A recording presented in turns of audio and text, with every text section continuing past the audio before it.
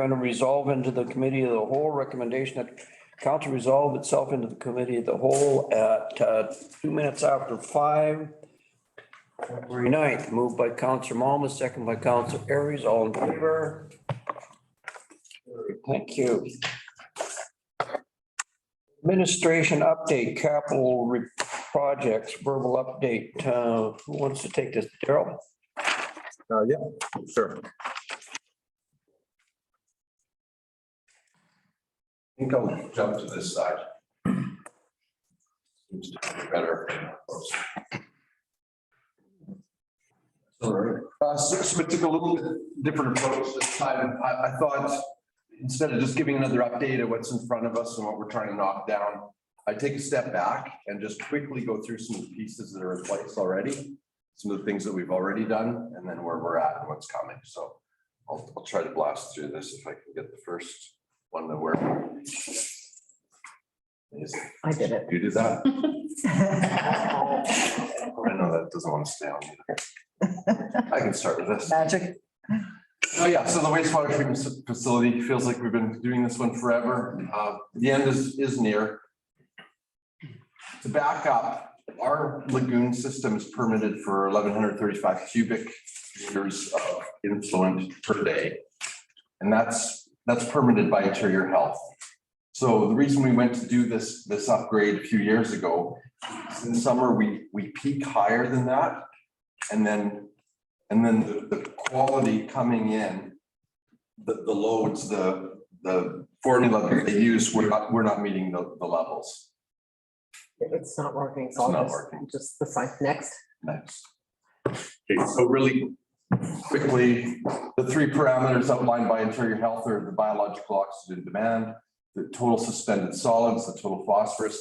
Those are the 3 magic numbers that we need to have lower than what's there. So 3031 is our target. Once we achieve those numbers, they will assess our system, see how it works, and in turn can boost that cubic meter number up higher.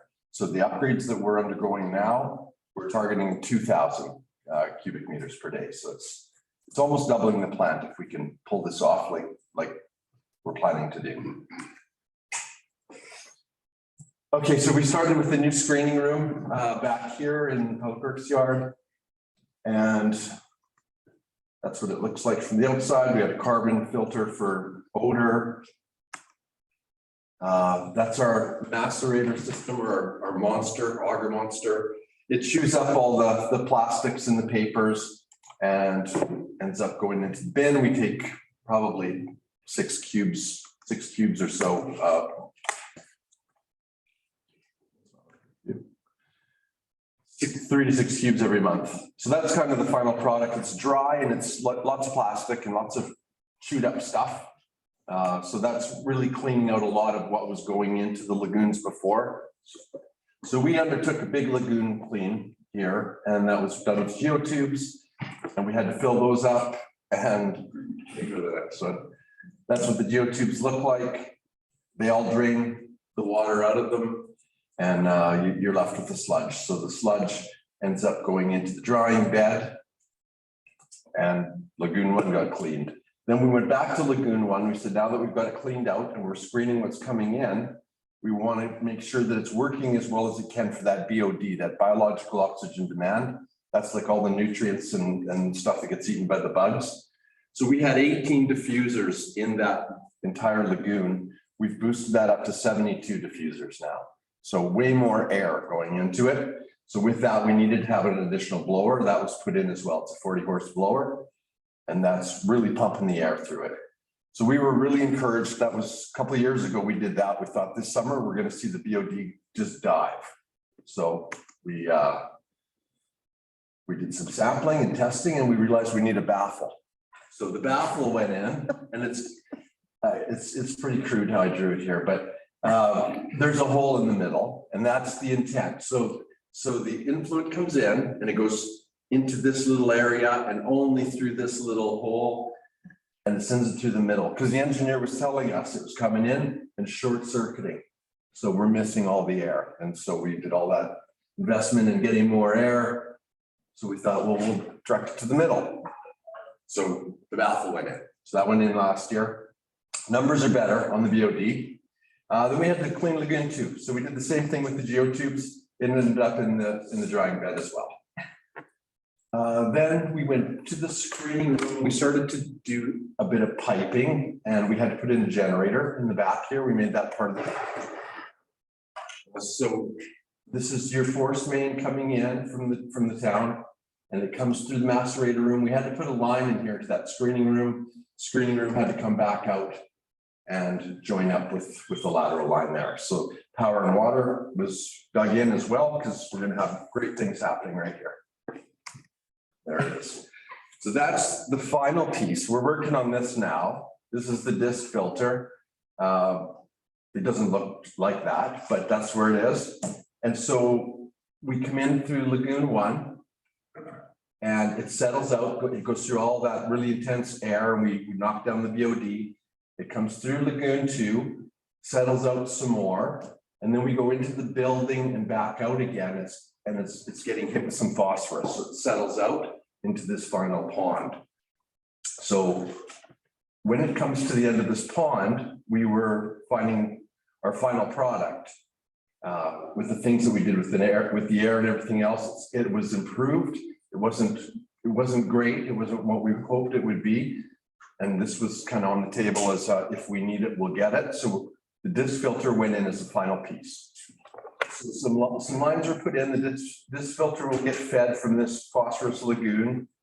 And under normal conditions, it'll come through here and then it'll just discharge into this rapid infiltration basin. We have 2 of these RIB fields, little fields. And that's a typical day, that's what's happening. We've got another line here. So when that filter needs to clean itself, the sludge, the back pulse comes through here and it goes into that drying bed. So that's where we put up those geotubes. If this ever fills up in the spring, or for whatever reason, we get really rainy weather, we've also plumbed it. So we have a pipe in a barrel here that we can pump it back out to Lagoon 2. So we can kind of short circuit the process if we're doing maintenance or if the conditions are such, but we don't want to put them in here. So I think you guys saw this just before it got poured. That was probably a month ago. So that's all together now. The house is on top, and so that the big vault is below that.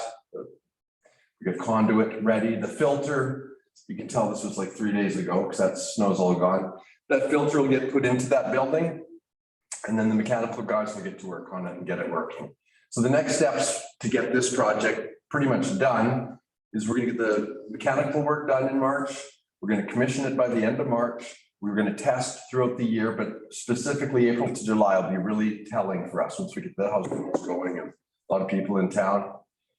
Permitting will be done end of the summer, early fall, and we've got to resubmit. So hopefully we can get that number up higher and it's not holding us back. And then record drawings will come in from the engineer sometime around there. So that's the wastewater plant. Owlhead mountain bike trail. So we wanted to get a trail going as quickly as we could by the Owlhead Skidoo area. So section 57 was submitted when I took this job, and we just chased it and made sure that they had everything they needed. They came back for a bit more information, and then through discussions, the province had suggested that they would carry on with our provincial approval for section 57. However, they're encouraging us, they're suggesting to us that we look at doing a license of occupation for future phases. So what that means is that we would have more control over that land. With that comes more responsibility, but a little more work in the front end to set up for that, but then you have the opportunity to charge for admission or do the things you need to do. So that's kind of the state of the side now on Owlhead, and a couple of really good things going on, and that's just all the fire mitigation work that's been done. You can see so well through there right now. It's a prime time to get in there and start making trails. So we couldn't have timed that any better. Yeah, so we've got that, and we've got a great network in place. Timing's good, and the concept is good. This has been before the province. They like it. It's not in stone, but it's very close. And I think it'll look a lot like this. So that's been submitted through the section 57 as well. So just in a bundle really quickly, the section 57 covered the purpose, what the impacts would be to the community, location with some detailed description on how we were going to build it. They wanted to know just some different things on how wide, how steep. They wanted to have some letters of support from stakeholders. So we had a few visits and a couple of trips up there. We got those letters in place, so that was done. And we were ready to celebrate. We thought the section 57 would be, we were there. And then they came back to us and they said, you need some more things for the approval. You need a cultural heritage study. So we've got that done. Environmental plan, we found a biologist to do that for a very little amount of money. And so now we're working on a maintenance plan, a funding plan, an enforcement plan. And we're working with Shoeshock Trail Alliance to have kind of steer us through this. They built a ton of trails. And I've got a meeting tomorrow actually with Adrian and Jen again. So the province has been really good. They've been really good. We're ticking out a lot of boxes and I'm really hoping that our next steps, we can pull this off. So looking to finalize a formal management plan. So I had a separate list. I didn't bring it, but there's a few components to that, but we're working in that effort right now. Finalize construction plan in May. We're hoping for approval in June and we're looking to target construction as soon as we can after that. So that's maybe, well, you know what, that could even be sooner if things go well. So we'll try our best to keep pushing. On a side note, discussions with Shoeshock Trail Alliance, we are talking about Larch Hills Traverse at the rail trail. And we're talking about Bayview Trail connectors as well. So trying to keep all those avenues open. Pump truck. This one, I'm pumped about this one. This No pun intended. Oh, couldn't resist. This is a really, it's a cool concept for the community, I think, and I love the fact that we may have the ability to do this on land we own, and it'll just make things so much easier if we're not going out and getting a whole bunch of external governance check marks. So if we go to the next one, you'll see a couple of kind of rudimentary designs that have been sent our way, but we are in contact with a world-class builder of these tracks. And you kind of don't want to cheap out when you do it, because if you can do it to a really high standard, you get on the circuit. It really brings a lot of people. So what you'll notice is they're really similar. These are just two that he submitted.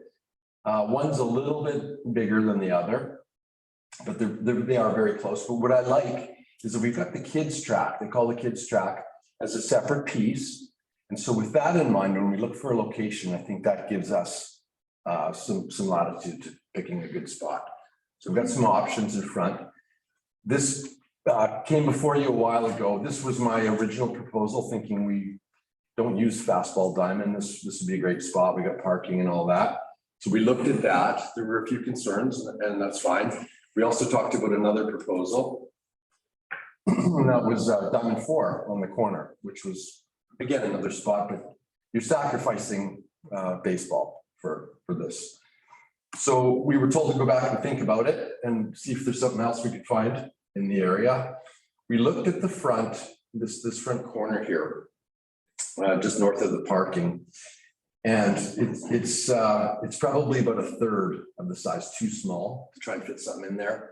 And there's complications there with the kids' play park and all that. So we took a jump across here, took a quick look at this one as well. You could fit it in there, but I think it's really crowded in there. We've got the caboose. We're going to do some work around the caboose for Communities in Bloom this year and try to make that a feature.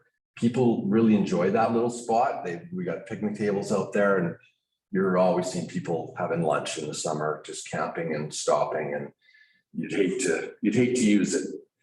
The other side of it, it would probably create quite a buzz right by the highway, which would be cool too. So, I mean, it's something we can talk about. We could maybe tuck it in there. It's just, to me, it's like it's a B choice. I think the A choice would be this one for me. And that's just because we can maintain this buffer along the residents here. We don't have to impact our trail. This is a good, healthy size square here. So if we start manipulating this with the kids track or whatever, there's no reason with this fence being here on the ball diamond, there's no reason we can't push this a little bit further up or north and even play with the pieces a little bit and keep as much of a buffer as we can from those residents. And you're not in the way of the exercise equipment. You're right across from concession and bathrooms and parking here and parking here.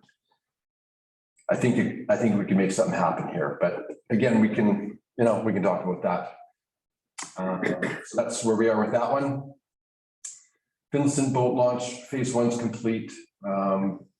This dock is in, we've got a lateral tie in there to the floating dock. So that's done, Mackey Square's gone. So Mackey Square's gone, the new section and the lateral tie-ins in. Conceptual design is 75% done. We do have some discussions to have over the scope of that project, the timing, the stakeholder impacts. So I will get all over MOE and see what I can get formalized for a schedule for them. Yeah, I'll have something right away on that. Capel boat launch, we'll spend a lot of time on this one, but it's been a prioritized project. So we've lined up some survey data that we need to get started with. Been talking to the Splatson Development Corp. We had a meeting and we discussed this launch. There will be stakeholder input that needs to happen. We could do that this summer. Conceptual design could happen this summer into the early fall and get the permit submissions in. So we've got a little bit. Kelly's funded it. I think we've got enough to get going on this one and get the ball rolling if we want to do that. And those are the considerations going forward: the scope, stakeholder impacts, parking, topography, just things to consider. Main Street revitalization, we did a public survey just to get some cross sections of the road and get some input from people. And I know planning had a lot to do with that, and they got that info in. Preliminary cross section design options. Those were put out to the public. We got some input on that. We got cost estimates. We got a BC Hydro grant for that to get the power underground. So next step on that big project is going to be what that final design will exactly look like. We need to talk about the costs. We need to talk about the scope, and the timing, whether we do it all at once, whether we stage it, how that's going to look. But we're getting some pieces in place so we can have those discussions. Kerr Road culvert. I would have never thought replacing an old rotten culvert could be so difficult.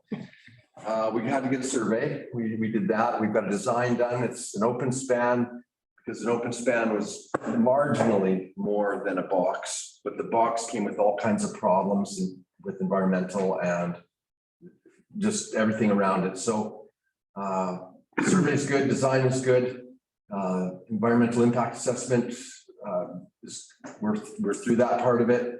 Construction plan has been submitted. Section 11 went through Flynn Row. They're happy. DFO is not happy. So we had to get back to DFO and say, listen, our culvert is collapsing and the road is starting to sink. What do you need?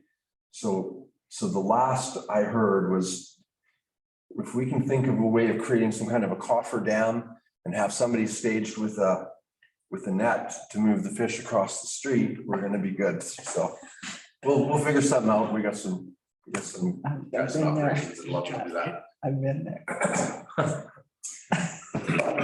Beach Park. So Beach Park, the building's 95% complete. We're just waiting for a small inline heater so that, and it's a minimal amount of heat in there. It's just so things won't freeze and we can open it up on a family day in February or whatever. So small job left to do there. The deficiencies have been addressed. We've got that pergola beside it. I want to get it reinforced because I just think we better get it reinforced. So we're going to do that this spring. Small railing at the top of the lookout. We need to put something there that's not so much going to hold people back, but I'm more worried about people putting drinks on there and then off from that lookout and then going over the edge and landing on somebody. So we're going to look at doing that. The playground's been pre-purchased, so we're going to be putting it in with our staff. We've got people we bought it from. They're going to send somebody that's going to just crack the whip and tell us what to do. So I'll learn how to put in the playground, I think, this year. Trail enhancement is planned for the spring. We're going to do the trail through there and get that paved. We've got a good plan in terms of removing the paving stones and not getting the archaeology people all in the shape. They're working with us. If we just take the stones, they're gonna be happy. So we'll have one monitor on site, so we should be able to get through that pretty quick. And then I got a phone call yesterday for that grant for the zero vision. So we got that, so it's my Scott.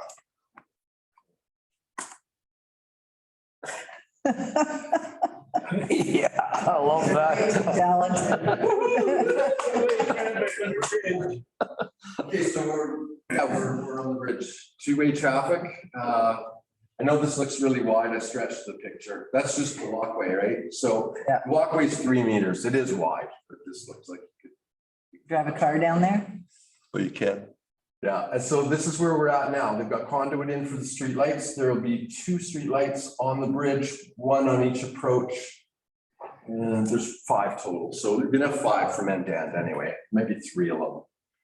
Yeah, there's 1 there, 1 there, and 1 there, I think. So five lights. What about the light pollution for the fish? What about which? Light pollution for the fish, like they're gonna be scared at night. It's light. Yeah, I don't know. That's coming up next. We'll build a coffer down. They're playing around on top. Actually, the railing for the pedestrians just came in. It's been powder coated flat black, so it'll be good. That'll get put in whenever they have time. They'll have time once they start freeing up some time from working down below. So this is in place now. And they are busy under the bridge these days with stuff that Kelly will show you in a minute. Oh, sorry, that's forming the parapet next week. That's the walkway. And then the pile extractions. So we have some pictures of that. Yeah, so there's still piles from the old bridge. There was 80 or 90 of them from the old bridge. I had no idea there were that many. So they've got over 50 of them. I think they're around 60 now pulled out. They had to build a little causeway to go to the middle. So that's what this is. All this big riprap shouldn't be there. But they put it down and they got all this boomed off. You can see the riprap on the far side. So on the south side, they brought that right up to the high water mark, which is really good. They want to thicken it a little bit, but they're close to being done on that side. Close. So they will form and pour the parapet next week, complete the pile extractions from the old bridge next week. Pedestrian railing should be installed at the end of February. And then we have to talk about the membrane and the paving and get them out of here. So we're close. We're very close. Yeah, and that's it. Getting him out of here.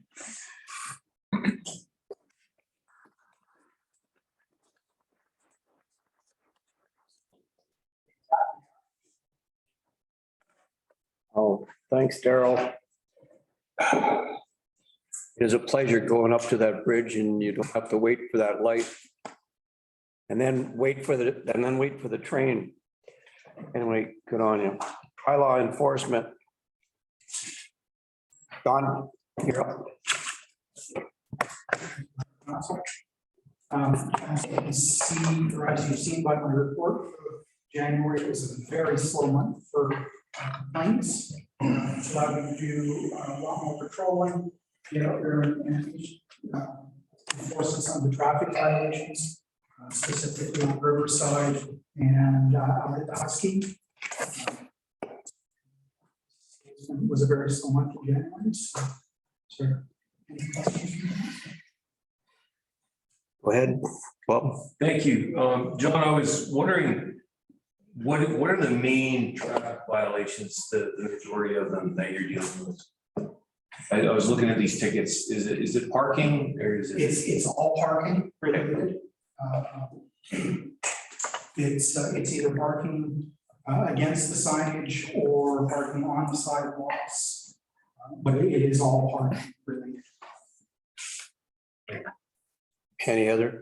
I'd call in. So, John, when you have a conversation with these folks, are they aware that there are places, businesses in town where they can park their trucks and trailers overnight? Like on What Up, there's norms, they can Yeah. walk up in there? I do have a conversation with them. I point out our public parking lot that they can use, as well as the various storage yards in town. Some of the people have moved to the storage yards and not received further tickets. Some of them I guess that's their choice then. Any other comments or questions for John? Go ahead, Evan. Yeah, thank you, John. I've been bugging John for the last 3 weeks on violations that I see as a resident on Riverside. I've never seen it this bad. It's bad. You know, we all welcome sledders from all over Canada. I saw plates Ontario, Quebec this week. We all know that the impact that the sledders make in our community. We just ask that they respect the fact that we have residential roads. You know, in our internal road system, especially with this amount of snow at this time of year and the crews and public works, that you respect that when you park your trailer and your truck, that you don't park in front of a no parking sign and you block a driveway and you park halfway on a sidewalk. That's just disrespectful. And we want to welcome everybody, but I've really noticed an increase in just violation and just complete disregard of our snow removal folks and the challenges we have just keeping the roads open. There's a lot of sledders that comply and park properly, but this year has been bad and John's aware of that. I've also seen an increase of our friends in the transport trucks parking for their Tim Hortons, you know. I don't know if you see it, but you know, truckers, again, we're asking you to please acknowledge that there's no parking on Trans-Canada Highway. And this morning I took a picture of it. You know, he just blatantly just parks right beside the no parking sign, gets out of the truck, walks into Tim Hortons with his lights flashing right on Trans-Canada Highway. We will continue to watch that carefully. John's aware of that. So we're asking also the truckers to respect that. We'd love to get you a cup of coffee. We want you to stop in town for a cup of coffee, but there are frontage roads and other areas that please do not park on the Trans-Canada Highway. So thank you, John, for looking into that. Mention one of the things is that we're getting visitors from all over Canada, or we've also been getting visitors from the US.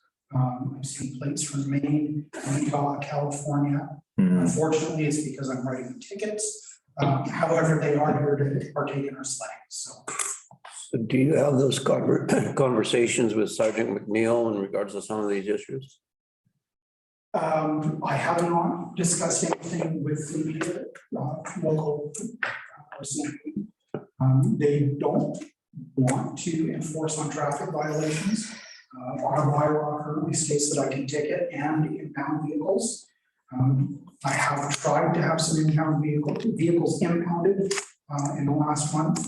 Unfortunately, our tow truck operators are also extremely busy, and impounding the vehicle is low on their priority list.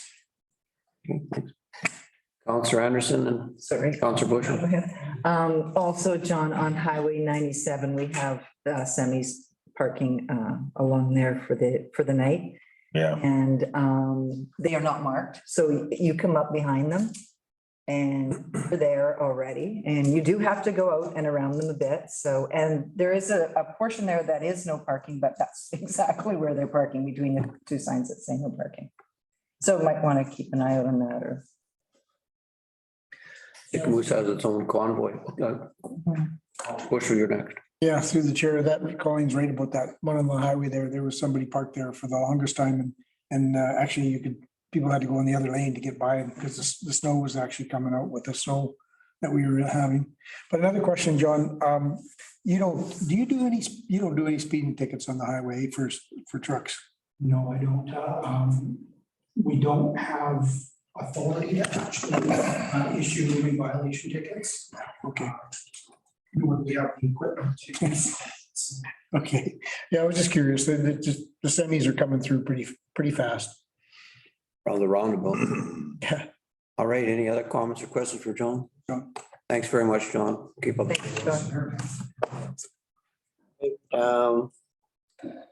Next. Development applications and building permit report. Scott, you're up. Thank you, Mr. Chair. Yeah, so just the current development applications, haven't had a lot of new stuff in January, but we'll have one tonight at council, and then can cross another one off at the next council meeting, but that things are moving along. I have one other slide to share that see if Kelly will let me share it. This is just information that Steffi put together for the Planning and Development Committee. It's just an inquiry summary. So just from March last year, 2021, just we track our inquiries and what kind of inquiries they are and how long it takes us to reply to them. So last year, from March onward, we had 440 inquiries. 133 were either ended up in an application or the result of an application. So she broke them down like that. 307 just kind of property related inquiries. You can see a lot of them zoning, just kind of one-off questions on zoning. And then the other ones are all ones that take a little bit more time and work. So sometimes you're putting together letters for realtors or you're doing some research and files. Short-term rentals, there were 9, and then building and development and building and public works. So that's 24 that we had, and it went to the building inspector for operations. So that's another part of our job that, you don't often think about is just the daily inquiries. So hopefully next year we'll have them for the whole year. Then our current our building permits. I think Jen and Sarah Kylo maybe worked on a new format for us. If you have any questions, they can answer them. I think we had one new single family dwelling in January, and then another one that was a moving permit. So that would be it was probably in Parksville, one of the units that was moved in. Then the construction value says 75,000 because there was a garage on that one. So they pay like a flat rate for moving it in, and then they pay the construction value for the garage. That one was kind of weird how it ended up looking like that, but yeah, two new houses in January, essentially. All right, thanks, Scott. Any comments or questions for Scott? All right. Okay, so next administration update, Mr. Parliament, in regards to groups and so forth, you're up.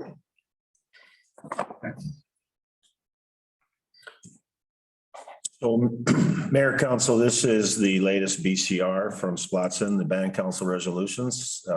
As you know, elections were held in early January. And they have let us know that they have appointed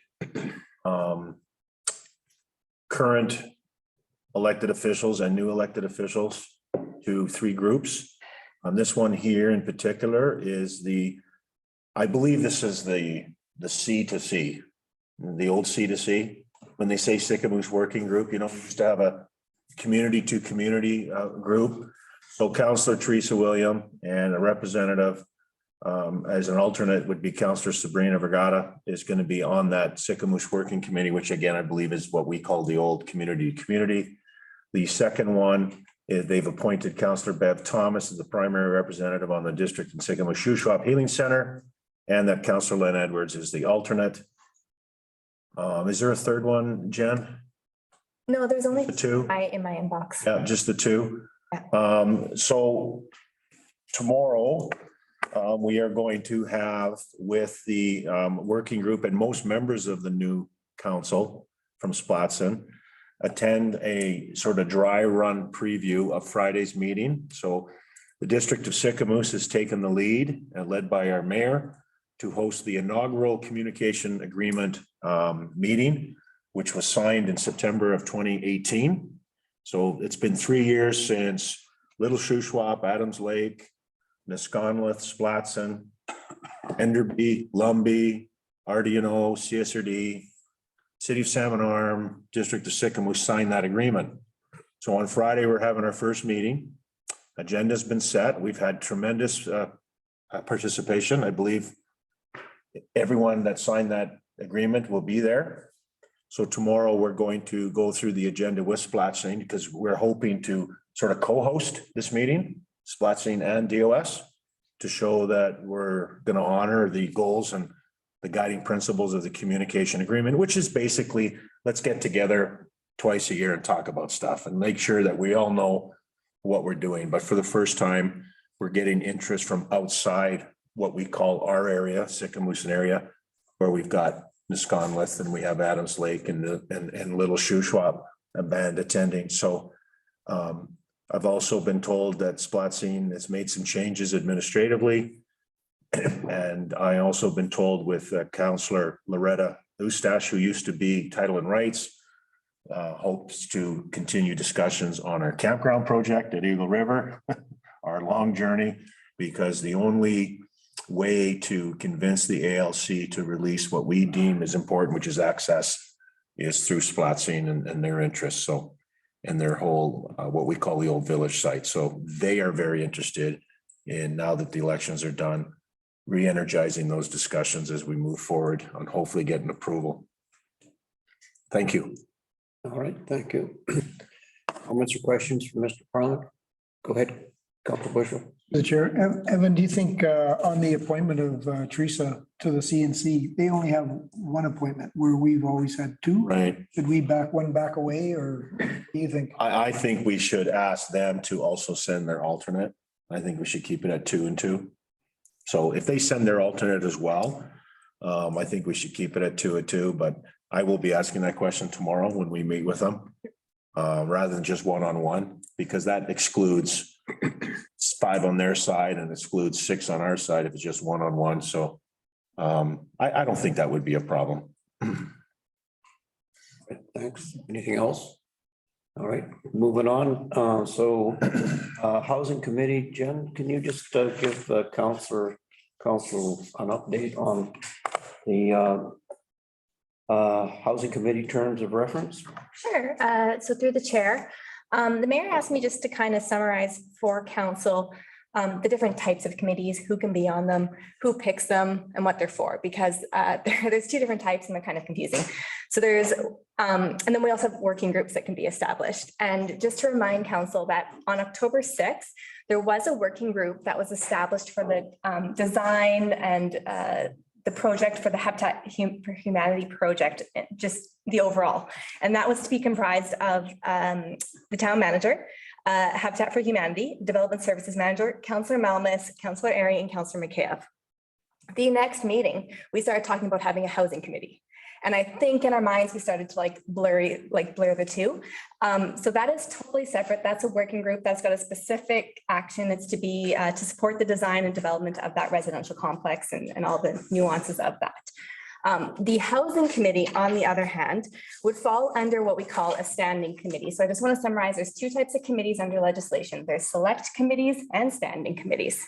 A select committee is established by council, and it's for a very specific purpose, and it's finite. Like, for example, we have a select finance committee every year, and that's to go through the 2022 budget. Once the 22 budget is done, it's done. That matter is no longer needing to be considered. And that is can be comprised of at least 1 council member, but no maximum. So in this case, our select finance committee is all of you, and you come and you discuss the budget, and when it's done, it's done.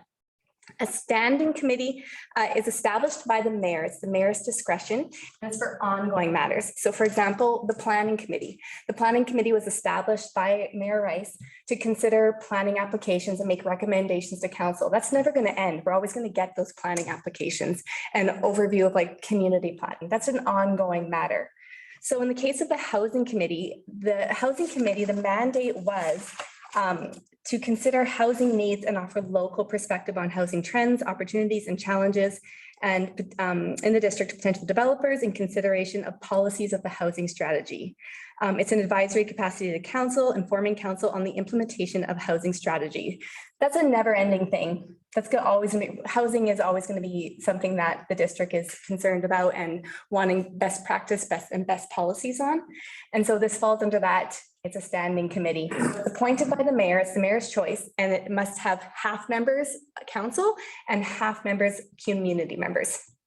So it's got to be equal representation. And so I'm just going to throw it over to Development Services Manager to go over the process for the call for volunteers and how that looked to gain those community members. Thank you. So through the chair, we advertised, I think we advertised a little bit before Christmas, and then we had one advertisement after Christmas, and we put an advertisement out looking for people in the community who have experience in housing or building and then also any other volunteer groups they were part of in the community. We also posted on the website and we got a pretty good response. We got 9 really strong candidates, and those were presented with recommendations to the mayor, and it was up to him to choose those members. And then the role, and then the advertising was explaining the role of the committee as well, which one big job is going to be updating the housing strategy. So there was a 2009 housing strategy. So the idea is that this committee to work and update that strategy and revisit it and present it to council for adoption as a policy. And then also having a look at the housing needs assessment and incorporating that into that strategy as well. We're going to ask them to look at short-term rentals and kind of how that affects housing. And then also once things are up and rolling and we actually have some units available, creating criteria for people who would be eligible to get into those units. You know, whether you're based on income, family, accessibility, different types of housing, and then also the housing fund. So hopefully through some of the partners we have, we can start generating some money to put into a fund, and maybe one day the committee can recommend on building new housing units or subsidizing housing units. But yeah, there's going to be a lot of work to start, and I think they said it's going to be established. They're going to meet once a month, but I think they'll be busy, and when the mayor selects who he wants in the committee, I'm sure we'll have a good group to work with. I know all the volunteers are really strong, and I think the top 3 or 4 would probably be really good assets. Yeah, so thanks for that, Jen. And so where I sit with this right now, we've more or less established Councillor McCabe, Councillor Aries, and Councillor Malmus. I've had a conversation with Councillor Malmus on this as well. He is the chair of the planning committee as well, and he's expressed an interest to be on this housing committee, and I think it's probably connected in some ways. So I'm comfortable with those 3 councillors. I'm going to make a decision here by Friday. If any of the councillors would like to have some input, then more than willing to take an email from you as to who you might think. There was 8 proponents that put their name forward. It was last Friday was the deadline for it. And I reviewed every one of the proponents. One of my considerations was right now, 2 of the proponents are taking a course on affordable housing and whatnot. Councillor McCabe and Brenda Dizelle from the community, and she's put her name forward as well. And so that's a consideration for me. I'm also taking the course. It's a very interesting course. It's like a 6-week course, 3 different inputs into it, and it lays out different components when it comes to affordable, attainable housing, everything from having town hall meetings to the financing on it. So, and that's a consideration for me as well. So I'm not going to make a decision till Friday. So if council wants to have some input, then you're more than, I'll be more than happy to take an email from you. Okay. Anything else? Councillor Malmus, go ahead. Just in your terms of reference, you've picked what is it, the 2nd Tuesday or the 1st Tuesday of every month? Is that why do we have to, like, I know there's stuff going on, like the planning development committee's on Wednesday, and I preferred it on the Wednesday because Wednesday's a short day. So, you know, this is another day in the week. Why would we not have this on the Wednesday as well?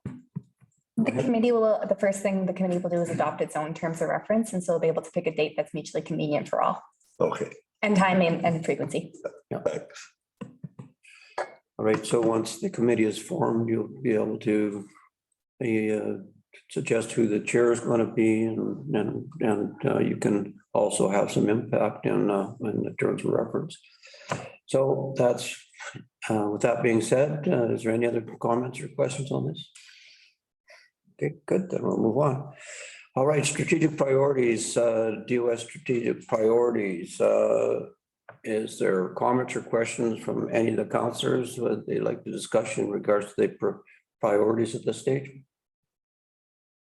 Councillor McKay. And just the one that your worship, you already mentioned about the BC non-for-profit housing association and the training they're doing. So we're his worship, myself and another community member, Brenda DeZeller, it's runs through to the end of March and 3 sessions with a bunch of online learning and a lot of homework in between sessions and stuff.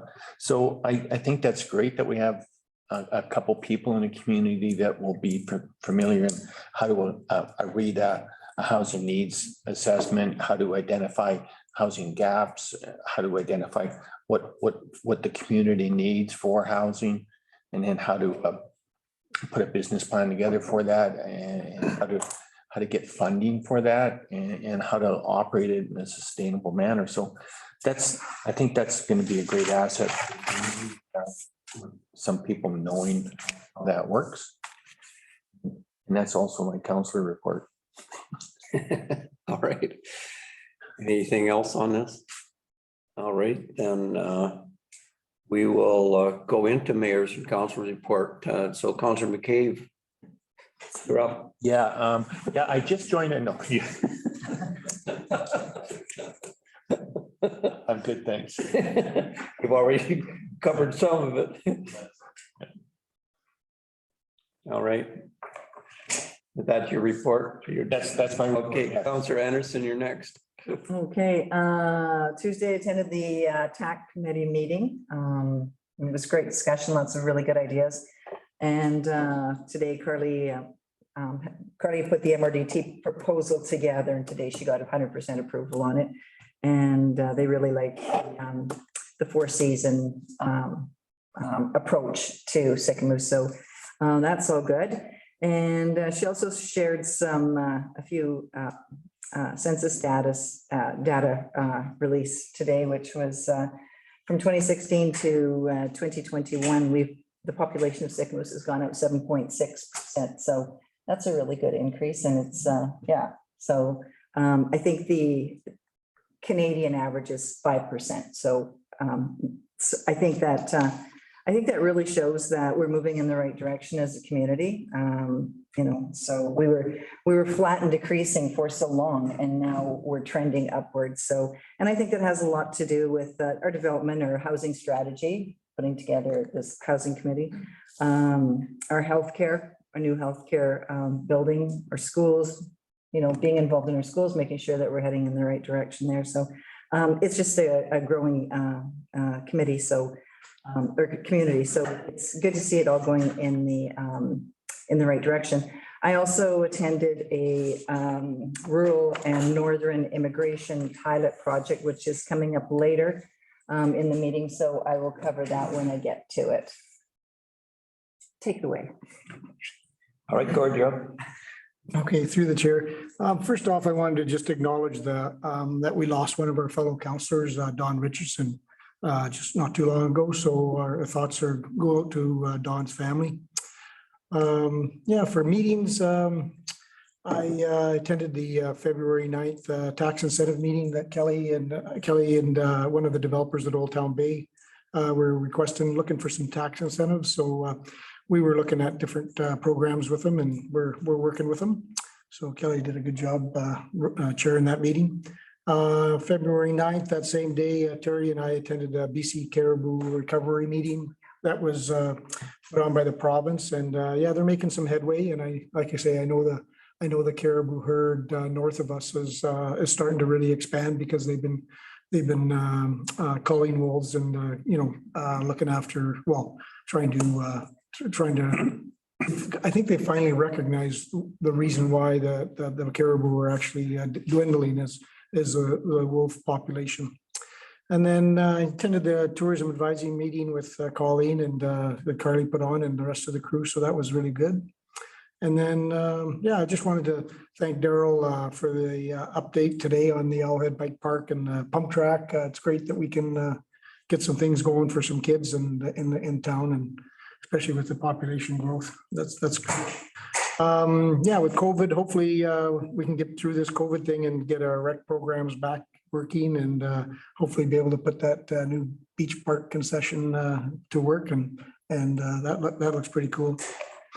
What else did I have? Oh, the development of trails and networks. Yeah, another report by Daryl, and at Bayview, and you know, the highway crossings and the pathways along the highways that we really have to work on this, see if we can get some even preliminary temporary ones in this spring.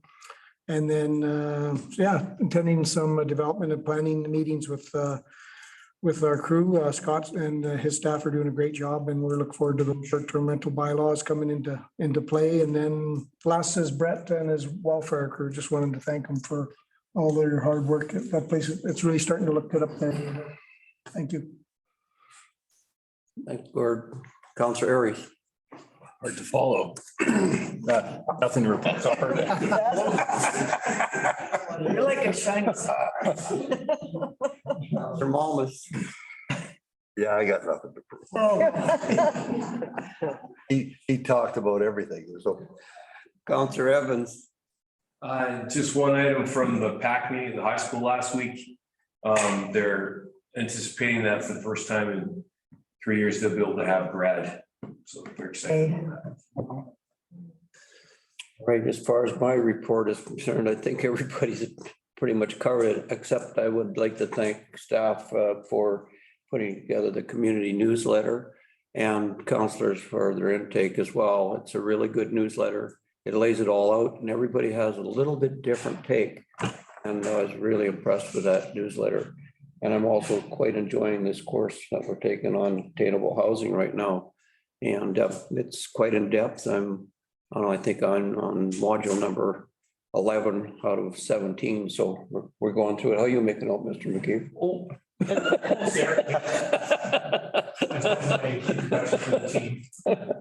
It's very informative. Anyway, that's my report.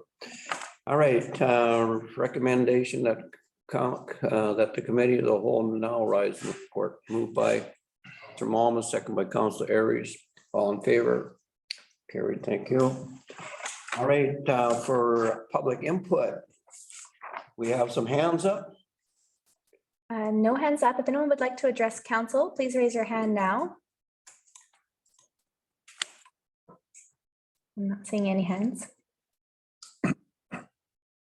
Where's Deb?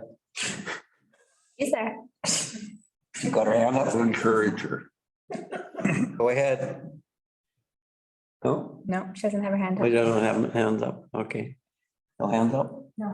All right, no hands up. So we'll move on to the next thing. All right, Forest Enhancement Society BC. Okay, what do we got here? We got, I think, got Dave Connolly online, right? Yes. From the society. Good evening. Online? Yes, good evening. Can you hear me?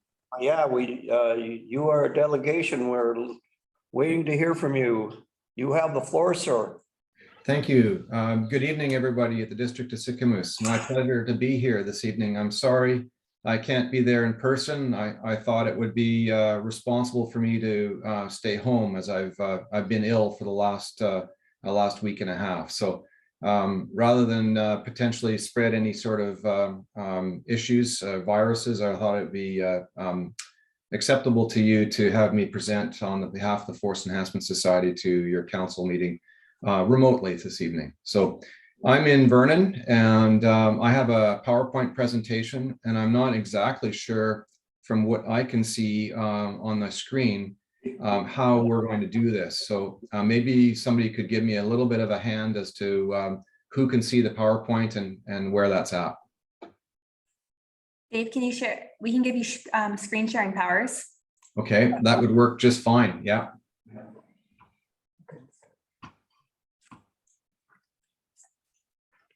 You should be able to share your screen. Okay.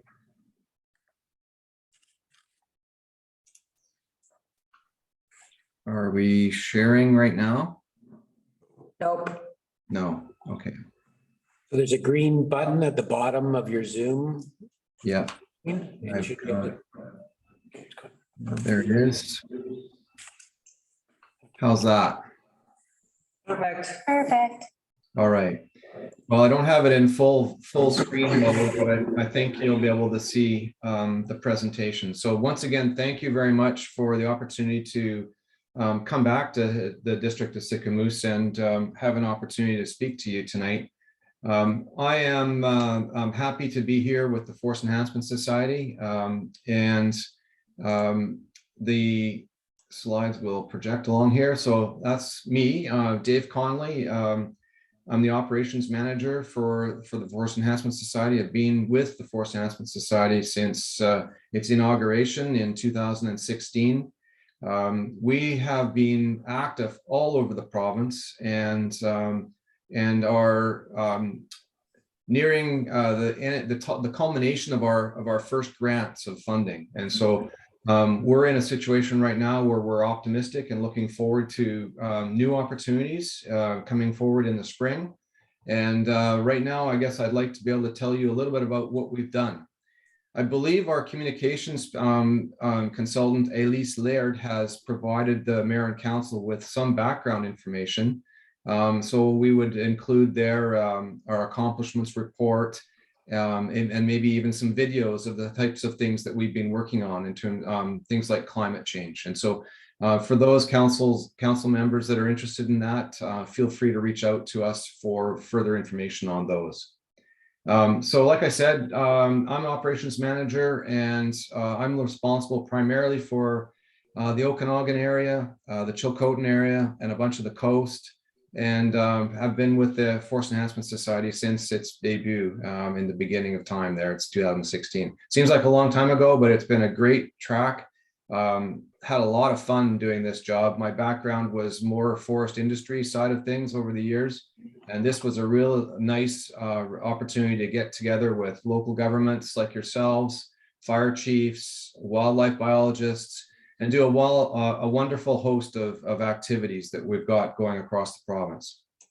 Right now, we have just a quick summary here slide for you. We've approved about 269 projects throughout the province of British Columbia. That leads to thousands of work plans and individual projects at a highly detailed level. The activity that we do has generated over $357 million worth of economic activity using government multipliers and economic analysis support. Really of interest you might be interested in is the 5.3 million tons of carbon dioxide equivalent emissions sequestered or avoided. And that works out to about 1.1 million cars off the road for a particular year. And that's part of our big focus. Over 2/3 of our program has been focused on climate change. We've created 2,500 jobs, full-time jobs, and we have over 63 projects, or roughly 30% of our programs being led or involved in significant involvement with First Nations. So it's a diverse organization. We're very small in terms of staff. There's myself and another operations manager, and we have an executive director who you may have met, Steve Kazuki. And then we have a small team of consulting people that work with us to help us in terms of delivery, including Elise and PricewaterhouseCoopers and a number of others. So we're low overhead, high efficiency, and we try our best to get as much public value out of every dollar that we put forward. The projects are distributed across the province, so we're not Vancouver Island centric or Lower Mainland centric. We tend to operate primarily in rural British Columbia, and we do forestry enhancement. And so the vast majority of our projects are where there's forests and local communities. And a big part of our programs involve our 5 purposes, and you can see those on our website or on our accomplishments report. But in a nutshell, and probably most pertinent to you guys, we do projects that are focused on wildfire risk reduction, and we do enhancement activities around the utilization of wood fiber that would otherwise be burnt. By burning that wood fiber, that creates greenhouse gas emissions that are in some cases harmful to the environment. And so if we can utilize that fiber and create employment opportunities and long stream sustainable jobs with that, and forest products that are used by everyday British Columbians, then we're moving in the right direction. And so we do that with the climate change envelope. And then we have a number of other larger commitments that we've made with Habitat Trust Conservation Foundation. They do most of our wildlife enhancement type of activities. So we're pretty wide focused, but you can see by the nature of the projects here that it is primarily in rural British Columbia, in and around your communities. And I guess what I like to focus next on is the one that is right in your backyard. And this is one that I'm very pleased to say thank you to Brett on. If Brett's in the room, I'm not sure if he's there, but Brett and I met about 3 years ago now, and worked with your operations manager, District of Sicamous at the time, and came up with using his priority areas. We came up with a project plan idea, and then we developed a partnership with a number of business partners to help us deliver the program. So the District of Sicamous was successful in an application that was submitted by Landmark Solutions, which is a forest resource management company. They submitted on your behalf a proposal to the FESBC board. We were successful in terms of reviewing that board and recommending its approval. It came in a little over $1 million in size. So your community is benefiting from about $1 million program from the Forest Enhancement Society. And Landmark took the lead, working closely with us to develop prescriptions in conjunction with your fire chief and your community. And those prescriptions are now being implemented by a company called Nakamu Ventures, based out of Revelstoke, and local employment. So there's the partnership team. We've got a photo there that shows a few of the individuals. Steve Giesbrecht, who's been very instrumental from Landmark, is front and center there. And then a couple of the other contractors that are involved. We had DH Moore, and we had Nakamu Ventures, and a number of others involved in terms of doing the work. The photo there shows the team sitting on some logs that were being processed to try and generate some value recovery and lower the overall treatment costs for the wildfire project. So where is this? Well, most of you probably know. That's a sideways view of the city of Sicamous, the town and district there, and shows the district boundary. It shows Mara Lake on the bottom right-hand corner. And you can see a various number of shapes, colored shapes on the side of the hill. This was the top priority area identified by the BC Wildfire Service in conjunction with your own fire departments, and developed an area through the side of the hill here that is designed to try and reduce the impact of wildfires and create defensible ground should a fire start, either in the forest above and come down towards the community, or starting in the community and moving up through the hill into your watershed areas. And so the areas that we were involved with are mostly the purple ones there. You can see on the top left-hand side of the image. You can see the snow in the on the Owlhead Road there, and that's the area that snowmobilers are heading up to. And then the area in the crosshatched is the local community-driven CRI program. So all complementary, all dovetailing together to try and build in a collaborative manner a very defensible fire break for your community. The black area and red area, the black areas are future areas from BC timber sales. Those are going to be planned, harvested. And then the red areas are subsequent future wildfire risk reduction treatments, should those materialize. So that's kind of where we are today at that level. And I can give you a rough idea where things stand. We did a number of projects involved in the overall project. And the first project was a $75,000 project to do all the planning and all the prescriptions. This included cultural heritage reviews, First Nations, archaeology, soil and terrain assessments. You know, you can list it, but they're very extensive, and it takes a long time to go through that. So starting in 2019 and through to 2020, that work was completed. In early 2020, we issued contracts to on a tendered basis to Nakamu for the Owlhead Sicamous WRR contract, and that's wildfire risk reduction contract. And it's roughly $1 million in size. And the contract was actually bid in at about 800,000. And they have been paid so far roughly half of that contract. We're sitting at about 70 or 80% complete up there now, and ongoing billing and payments are underway.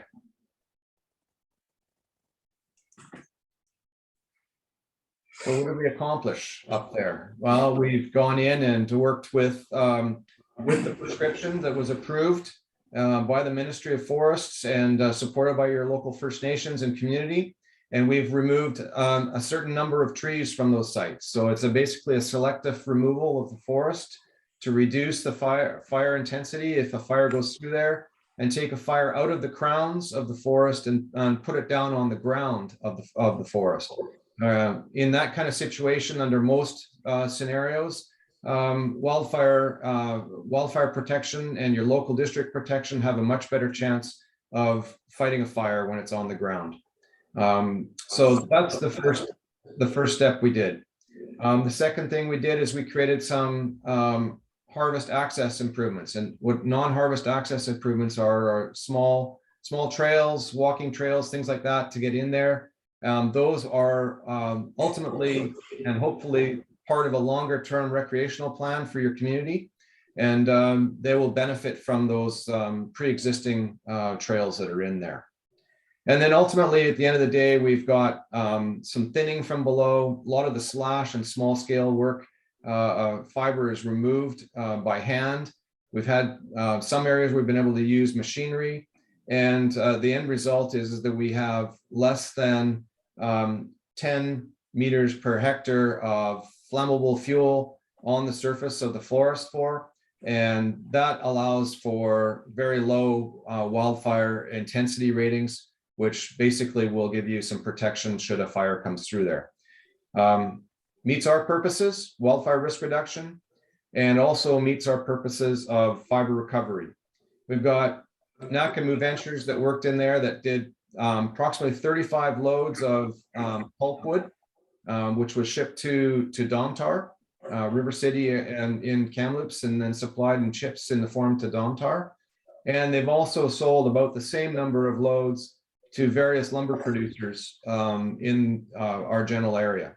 So the combined effort of doing that generated over $250,000 worth of revenue that offset the costs of the project. So that's a unique aspect that FESBC brings to the table is that we can generate the revenue to reduce the costs, to make it more of a more value for every dollar, public dollar that's invested in the programs.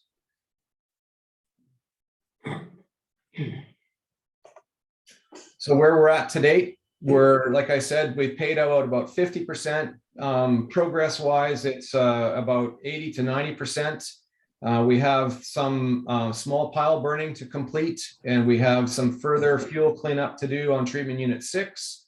And ultimately, the contract will be finished for the most part around June of 2022. And we anticipate extending for the purposes of small pile burning into the fall. So we'll have cured wood, easy and efficient piles to remove and burn later this fall. The photo I've got here is one of your local trucking companies hauling into Kamloops. If you can see, if you're familiar with the quality of logs, then you'll look at this and say, what the heck are they hauling? You can see very clearly that the quality of timber on that side hill is very poor, but it is still a fire risk when it's standing. And so thinning this forest out helps you to protect your community. At the same time, this material was able to be generated into energy and wood chips for sustainable forest products. And I'll just leave you with a map and open the floor to questions. And I'm happy to stay on as long as you need me to answer any questions either about the project or about FESBC in general. Right, counselors, do you have questions, comments? Counselor Bushel? Through the chair, yeah, Dave, thank you very much. Great job. Your crew has done, and Nadine's crew and Brett working with them did a great job. Most of the canopy has been raised quite a bit, and it looks pretty good. That area in black that you say is still going to be prescribed by BC Timber Sales. Do you have any idea when that would happen? We're hopeful that it's within the next couple of years, but we don't have any fixed dates. So it takes them a couple of years to get prescriptions and everything else organized and done. And then they'll have to put it into a competitive timber sale program for their year.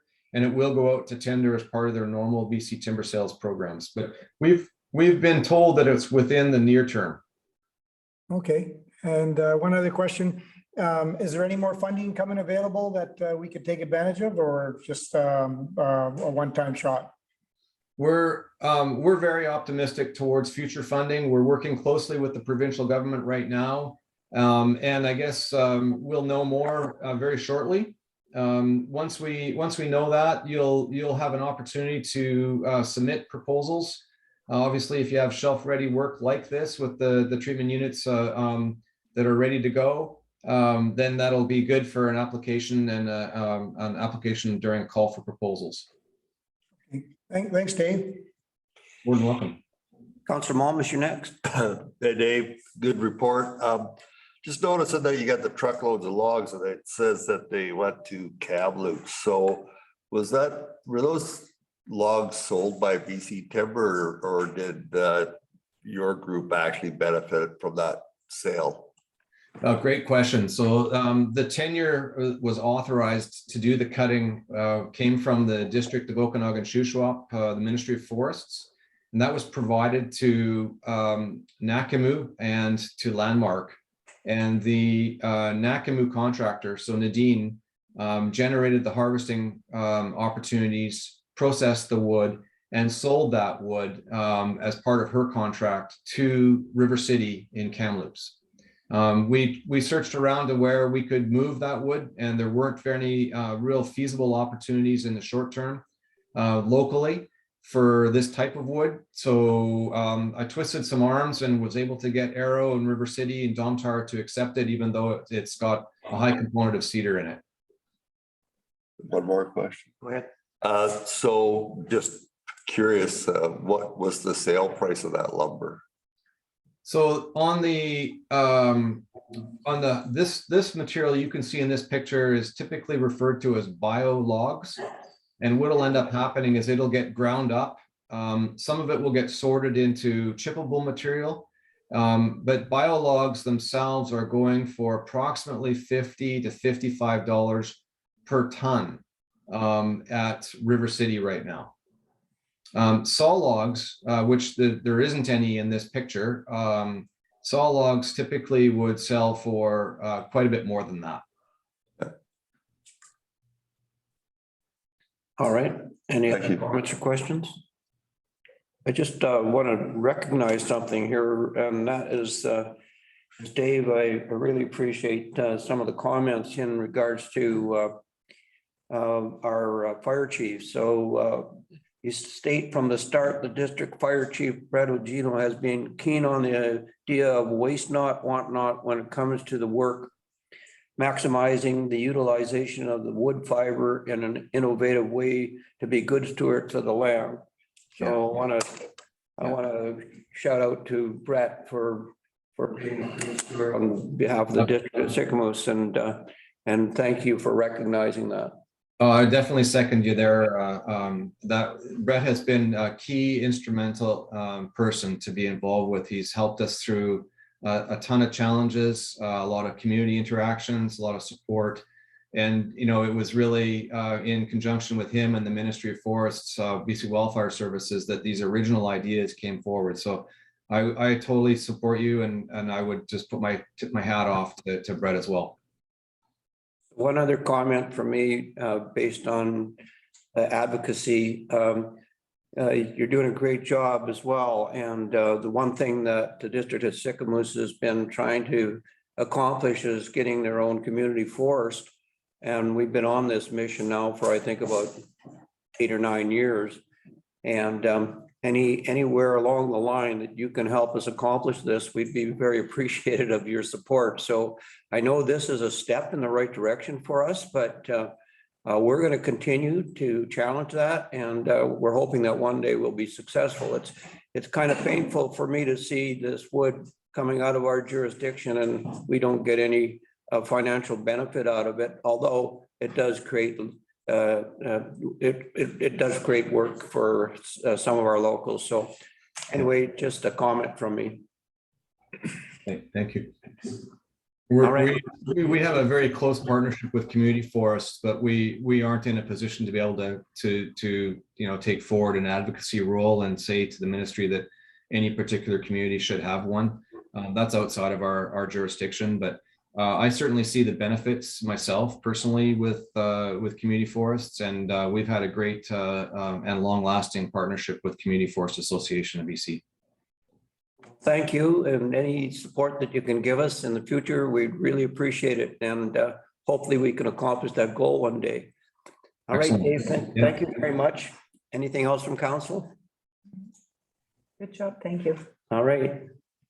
All Thank right. you, Dave. Thank you. I'll stop sharing. Okay, good. All right, next. Staff reports, utility billing, 2 Mile wildfire. Kelly, do you want to comment on this? I would love to. Thank you, Mr. Mayor. So as most of you know, the utility bills have been mailed out for the period 6 months from July to December of 2021. And in that time frame, in July, we had the 2 Mile wildfire. So back in August, there was some correspondence that came to council inquiring about whether there would be any discounts in the utility bills based on excessive watering that occurred during the wildfire. So we have a summary here of what the consumption has been specifically for the mobile home park. So if we take a look at the consumption for the last 1 to 4 years, we've got July to December. And as you can tell, it is much higher in 2021 on that period. And then we have January to June, and then we have the total. So the totals are not super abnormal, but there definitely was more watering in that period. Then we take a look at the total municipality, just looking at total water consumption and this is in cubic meters, just so you know, for the last 4 years. And 2018 was also a hot, dry summer. And really the consumption for 2021 was actually a little lower than 2018. So not to be expected considering how hot it was and the heat wave that we had. So since we've issued the bills, we've had 13 complaints or inquiries from property owners that said they watered more because of the fire, their roofs, and they're wanting some kind of, or inquiring whether there was some kind of discount. And then we've had the Sycamoose mobile home park also contact us. So that's really, and we've taken a look at consumption. Some are a little high. Nothing is way out of line. So in our bylaw, if there's any water leaks or anything, what we do is we take the last 2-year average, and that's what we bill them for. We give them a credit. So it's really up to council's discretion. I've got multiple options here, which is one, to authorize adjustment to Sycamoose Creek Mobile Home Park for the average previous 2 years to account for additional watering that they had to do due to the fire, which impacted them probably the most. And then I've got another one here, option 2, that council authorized the Sycamoose Creek Mobile Home Park and other affected properties on a case-by-case basis as determined by the chief financial officer by doing the same averaging, so that you're delegating that authority to me to review accounts on a case-by-case basis, or that council receive this report for information and authorize no adjustments. From a financial perspective, taking a look at how this may impact our numbers, an adjustment to the Sycamoose Creek Mobile Home Park using their last 2 years average would be a reduction of $1,500 in their bill. and our revenue. And then if we take the 13 people who have phoned and you adjust those for their average for the past 2 years, in total is about 1,500. So the total reduction in our revenue would be about 3,000, and it would save each person, you know, the mobile home park, 1,500, and the other users a small amount, which combined total 3,000. So that's pretty much the information that I have. We've confirmed with the fire department that they didn't use any attachments to any of the mobile home parks. So any water usage was those property owners indicating that they watered more Okay. at their own direction. Counselor Momas, Counselor Evans, go ahead. Yes, through the chair. Kelly, I got a question mark. 19, $800.15, and then switched to January 28, $15. Like, let's kind of off. Okay, so looking at the Sycamoose Creek Mobile Home Park, it's a little bit weird. There's a little note in here.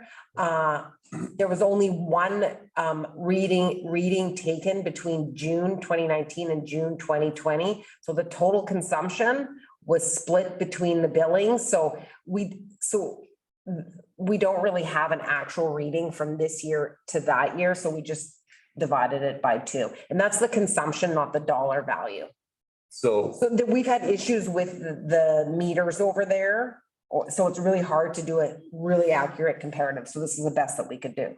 okay, so in 2019, we had a price of, I think it was 6 cents a cubic meter for water. Off the top. I'm just trying to run the number of what their consumption is, because we had some cost increases. We did the water treatment plant, we went through this, and then, so that's about 2 years ago when we hiked the prices. Yeah, but water consumption has increased probably about 10 cents a cubic meter Okay, each year. so I'm not seeing that much difference. Like, I'm going, no, like, I'm sorry, you've used the water, but your previous year, your bill is within $100, and there was a significant price increase the first time when we did that. I think that was the 2018 or 19 to 20. And so I'm just going, you know, they chose to water the roofs of their property, and I mean, I live in the same town. I didn't water my property or my roof, so it is what it is, and I apologize, but we had this discussion with some other people that were in park models type stuff, and they wanted their bills reduced, and we didn't give it to them. So I don't think we should start setting a precedent, my personal opinion. Thanks, Jeff. Thank you through the chair. One question and then a comment. The total consumption in M3, can somebody just? Cubic meters. That's how we bill. In 2018, the total consumption was more than 2021. Correct. Here. That's interesting to me, but I do personally, I would like to go with the second option that we authorize you to authorize an adjustment with averaging effective properties by case basis. That's personally electric. Counselor Bushel and Counselor Momas. Through the chair, I'd just like to ask Brett, most of the watering that was done on the roofs, the sprinklers were provided by you guys, was it not? And was it directly hooked up to hydrants? And this is an additional, everybody's doing their own personal watering like I did at my house too. So I'd be looking for a discount. Through the chair, so what we experienced was we did have a number of different groups setting up sprinklers initially. So I had BC Wildfire Service guys, we had contract crew out of BX and submersion guys working in that trailer court. So there were sprinklers set up, and we believed that they were the residents that had set them up. And typically we don't shut them off because that's what the resident has done. But The ones that we actually ran off of the roofs were through our hydrant system, boosted through pumps to get the entire facility. So the the sprinklers that we set up were not run through their water system. But whether the sprinklers that were set up were through wildfire or not, I don't know. My guys weren't able to determine that either. So we're not sure if it was residents who set it up or wildfire services. One interesting thing though is that in 2018, they weren't evacuated. And so, you know, if they're there normally and sprinkling during the hot period, their water consumption would be higher. But for probably at least 15 or 20 days, they were out of their homes, not even in their actual homes. So their water consumption would have been pretty high comparatively, I think. Okay, go ahead. And just other, you know, I know Brett, that the other, like the Dutch Creek, I guess it was, I can't remember, it's Dutch Creek, the other fire departments that were here, they were actually going through Bayview and hooking up sprinklers to their residents' homes and using their water in a couple occasions. And Basically, they had actually used, they were supposed to use the hydrant, but well, I won't say which fire, Doug. Anyways, but yeah, they were hooked up to some of the homes and actually using the water. So it's a difficult call, but you know, like Jeff says, if you do it for one part of the community, you should do it for the other part of the community. And where do you stop? And I could just ask Kelly one thing. On an average per house, what would it cost the resident? just for myself, my own personal usage was double. But obviously, in the middle of the wildfire, I can't attend my home, I'm busy out doing other things. And so we were running our sprinklers around our home more frequently. And for me, that was good insurance. I don't mind paying the extra, but for other folks, that may not be a good option for them. So I see both sides of it for sure. Kelly, did you? Sorry, Gord, what was your question? On an average per home, what would it be? Would it be like the whole situation for one home cost like $50, or would it be A reduction, you mean? yeah, like how much would they be saving per home? Oh, it depends on the home. Some are only saving $16, right? But some are saving way more, right? So on average, it's 115 for the 13 that have complained to date. Councilor. Yeah, I just have to say that I think that, as the fire chief said, he chose to do it was good insurance. I mean, if your house survived because they never got a fire down there, then, you know, some of those memorabilias that you didn't get loaded up into your box when you left are still there. And you don't realize what you've lost till it burns down. And I heard that from a few people that had their houses burnt down in different timeframes. And so unfortunately, it would be a very risky thing because once you start that, you got 13 today, you're probably gonna have 300 tomorrow. The day after we say this, it'll be on Facebook and there'll be 300 of them phoning, going, get our water bill reduced. And I just don't think it's a wise move. Not for $100. If you think that saving your house wasn't worth $100, then maybe you don't live in a very nice place. Councilor Aries, did you have a comment? Yeah, I mean, I through the chair, thank you. I have a lot of sympathy for these residents, and it's not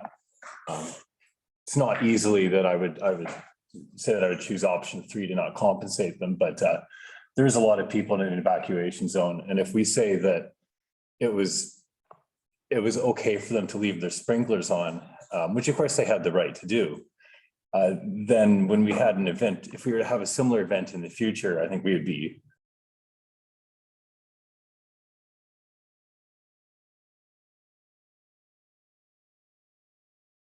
to hear Daryl speak during the summer quite nicely about the demands on our water system, and the water system wouldn't be able to handle it if we had people in evacuation zone all using water like that. So I respect those people had the right to do it, but the billing rates are quite fair. Thank you. Councilor. I agree with Councilor Aries. It would be a huge administrative task on a case-by-case basis for staff to track down legitimate, what's not. It would open up the case to all the evacuees, not just 2 Mile, but in the corner of Elliott down that way, Oak and Holly and down in that area. And set a precedent, like Councillor Airy says, for future demand and water use when the usage is peak, and we're encouraging people from past performances that yeah, do it. So I would option number 3 with respect to all the people that it impacted. Option, Option number 3. no, number 3, okay. Colleen? I'm gonna concur with Councillor Malcolm, Councillor Ryan. Aye, option 3. Jeff? That's the one I've been saying, Cause option 3. Option 3. Ryan?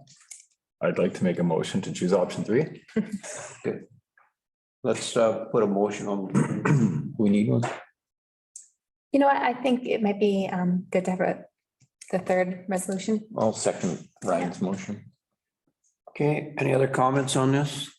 Call the question, all in favor? Carried unanimously, thank you. Thanks for that, Kelly. Thank you. All right. Next, development variance permit 22-002 DVP 918 Cottonwood Avenue.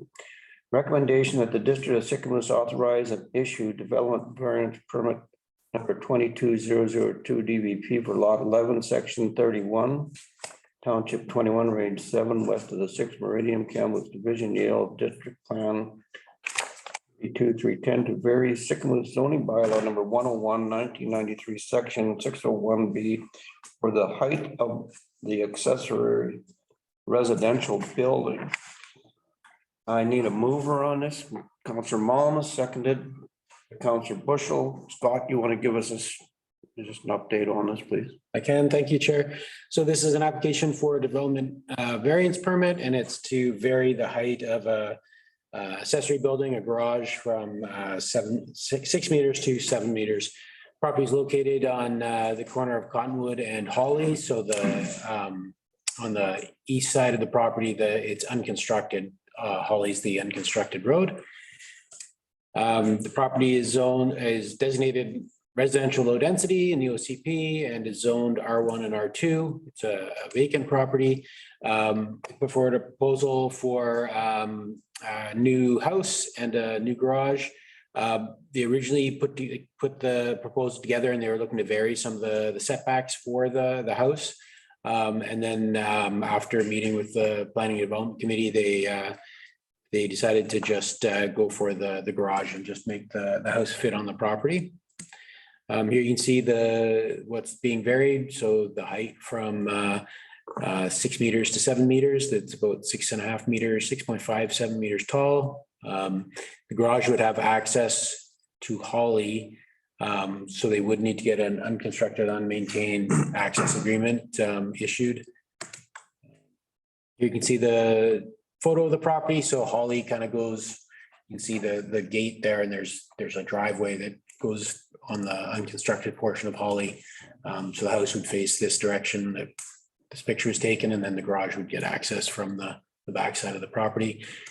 So we did send this out to neighbors, and we did get one neighbor who originally thought that the variances were still being asked for, and he didn't support those variances. But since he found out that they wouldn't be varying the setbacks, he didn't mind the height variance. Planning and Development Committee kind of came to the same conclusion. They were okay with the height variance, but not the setback variances. So they recommended approvals of the height variances. We had no objections or no concerns. Again, the engineering technologist that they need to get that access permit to get access onto that unconstructed Holly. Yeah, pretty minor in nature. Something that we've seen a number of times is people varying the height of residential garages. I think it shows that maybe the Planning and Development Committee was onto something when they recommended that not to vary the setbacks, and they managed to fit the house on the property. And staff recommends that this variance be approved. All right, Mr. Malmus, do you have any comments on this? I'd just like to thank the staff for working with the Planning and Development Committee. When we started that and the new zoning bylaws, we were hopeful that, you know, what we established a set of setbacks and that were going to be adhered to by everybody. And this is a new construction, so it wasn't like it was a renovation or an add-on. The only was explained that the reason that we is not going to change the height of an accessory building was because that it makes it that they have to come in and they have to present a drawing so that we know we're not going to end up with a Quonset style building. We'll end up with an actual structural building on the property. So it's all good. So I'd like to thank the staff. Okay, all right. Any other comments or questions on this? Okay, I'll call the question. All those in favor? Carried unanimously. Thank you. All right, notice of motion, vacant land. Recommendation that a letter be composed to the Ministry of Municipal Affairs requesting an update on the province's action towards amending the community charter to grant all municipal councils the authority to add a vacant land property tax. I need a mover on this, Councillor Anderson. Okay, seconded by Councillor Malmus. All right, Colleen, would you like to comment on this? Oh, sure. It's short and sweet. We don't have a lot of commercial property downtown. So, and what we do have seems to be being held on to and not developed. So I'm just looking for a way that we can motivate some of those folks to sell or to develop our, you know, to keep growing our downtown, because right now we're no commercial space and nothing happening. So that's why I'm requesting that we follow up on this. Yeah, so at UBCM, the Lillooet brought back a resolution when it comes to a vacant land property tax, excuse me for this, and it was endorsed. So we can bring this back to UBCM. You want to comment, Kelly? Yeah, I just wanted to let everybody know that there's actually a specific act for speculation and vacancy tax. However, it's restricted to the municipalities who can apply it. So there is something that actually exists. It's restricted to City of Abbotsford, City of Chilliwack, Kelowna, Nanaimo, West Kelowna, Lansville, Mission, and Capital, and obviously Vancouver. So there is vacancy and speculation tax out there. It just, we want it, and this is what the resolution from Lillooet is, let it apply to all BC municipalities. So then we can do it. So there is a tool out there. It just, we're not able to use it. I think this is a necessary resolution. Colleen, go ahead. If you want to comment? Kelly, just to clarify, is that on vacant property or is that on property that is empty as well? Like Vacant land, just vacant land, not vacant dwellings? both. There's a speculation piece and a vacant land piece. So if we were to go in that direction, the speculation tax would be on vacant homes as well as vacant property. Correct. Yeah, and you can do either or. A municipality can pick. It doesn't have to, it allows the municipality to charge a tax on either or, a little bit more on vacant land. Go ahead, Gord. Jeff had his hand up first. Jeff. And so when we first started doing the bylaws, there was a couple of developers that came here from the Lower Mainland, and they actually suggested that we have a lot of real estate that nothing's going on, and the only way that you could move it forward was by doing exactly this. And so the research that I did basically back then is exactly what Kelly just said. For whatever reason, we don't qualify. Why the province said it's okay for Vancouver and Surrey and down all those guys to do it, but we can't. I don't understand. Like, how do you make a rule that applies here but doesn't apply there? It's still in the province of BC. I agree that we need something like this, but this is a vacant land policy. This does not go to strictly commercial property, all right? It goes to vacant land, which, if you think about it, you really need it as well, because the guy that wants to subdivide off his little house property and leave the other 2.5 acres with nothing on it, he could let it sit there forever and never do that R5 development. So if you want housing, we have a lot of empty land. And we have empty land that's available that people aren't doing stuff with, and the rest of it is tied up by the LR. So the only way the ALR will give us any more dirt to build residential on is when we use up the dirt that we currently have that's been removed. So the sooner we fill that dirt, is why I was trying to push our not have it downtown, move it over there. The more that ALR land that was released that we put housing onto or whatever onto, the sooner that they'll cut some more loose.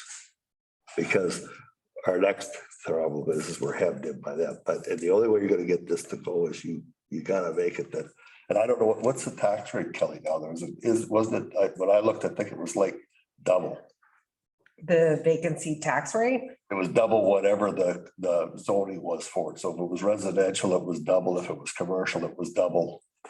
it's showing the highest tax rate of 2% and the lowest tax rate of 0.5%. And it depends on where the owner is from, whether they're foreign or a BC resident. Already exists. To be included in it. Yeah, through the chair. Yeah, this is a touchy one. I know there's a lot of places like Kelowna, and I even know some of the residents here that's ask if we're going to implement this bylaw. And because it's not their principal residence, they get taxed, and they get taxed really heavy. Yeah. And they will sell and move if they have to pay it. So it's, I mean, there's two things. Colleen's trying to, stimulate Main Street and the empty lots on Main Street. But when you take this whole bylaw and then there's a new tax regime that picks up on all the non-residential homes. And we would have probably an exodus, well, maybe not an exodus, but it would hurt. Which it'll help free up, residential homes, but you just got to be prepared for what might happen. I'm just looking at the recommendation that a letter be composed to the Ministry of Municipal Affairs requesting an update on the province's actions towards amending the community charter to grant all municipal councils the authority to add a vacant land property tax. And I understand where Councillor Malmus is and Councillor Anderson and Councillor Bushel and the complexity of this, but I think the complexity is for us to maybe decide, but I think the recommendation is to send, a letter to the Minister of Municipal Affairs. I like where this is going. I like the intentions of it. And I do understand the complexity. It is a bit of a touchy one, but I don't think it's that complex based on what the recommendation is. So anyway, Councillor Malmus, your opinion. And that's all it is. Yeah. It's asking the province to give us the right to do it if we so choose. It's not saying we're gonna do it. It's not gonna mandate it. As a council, we still would have to adopt that bylaw.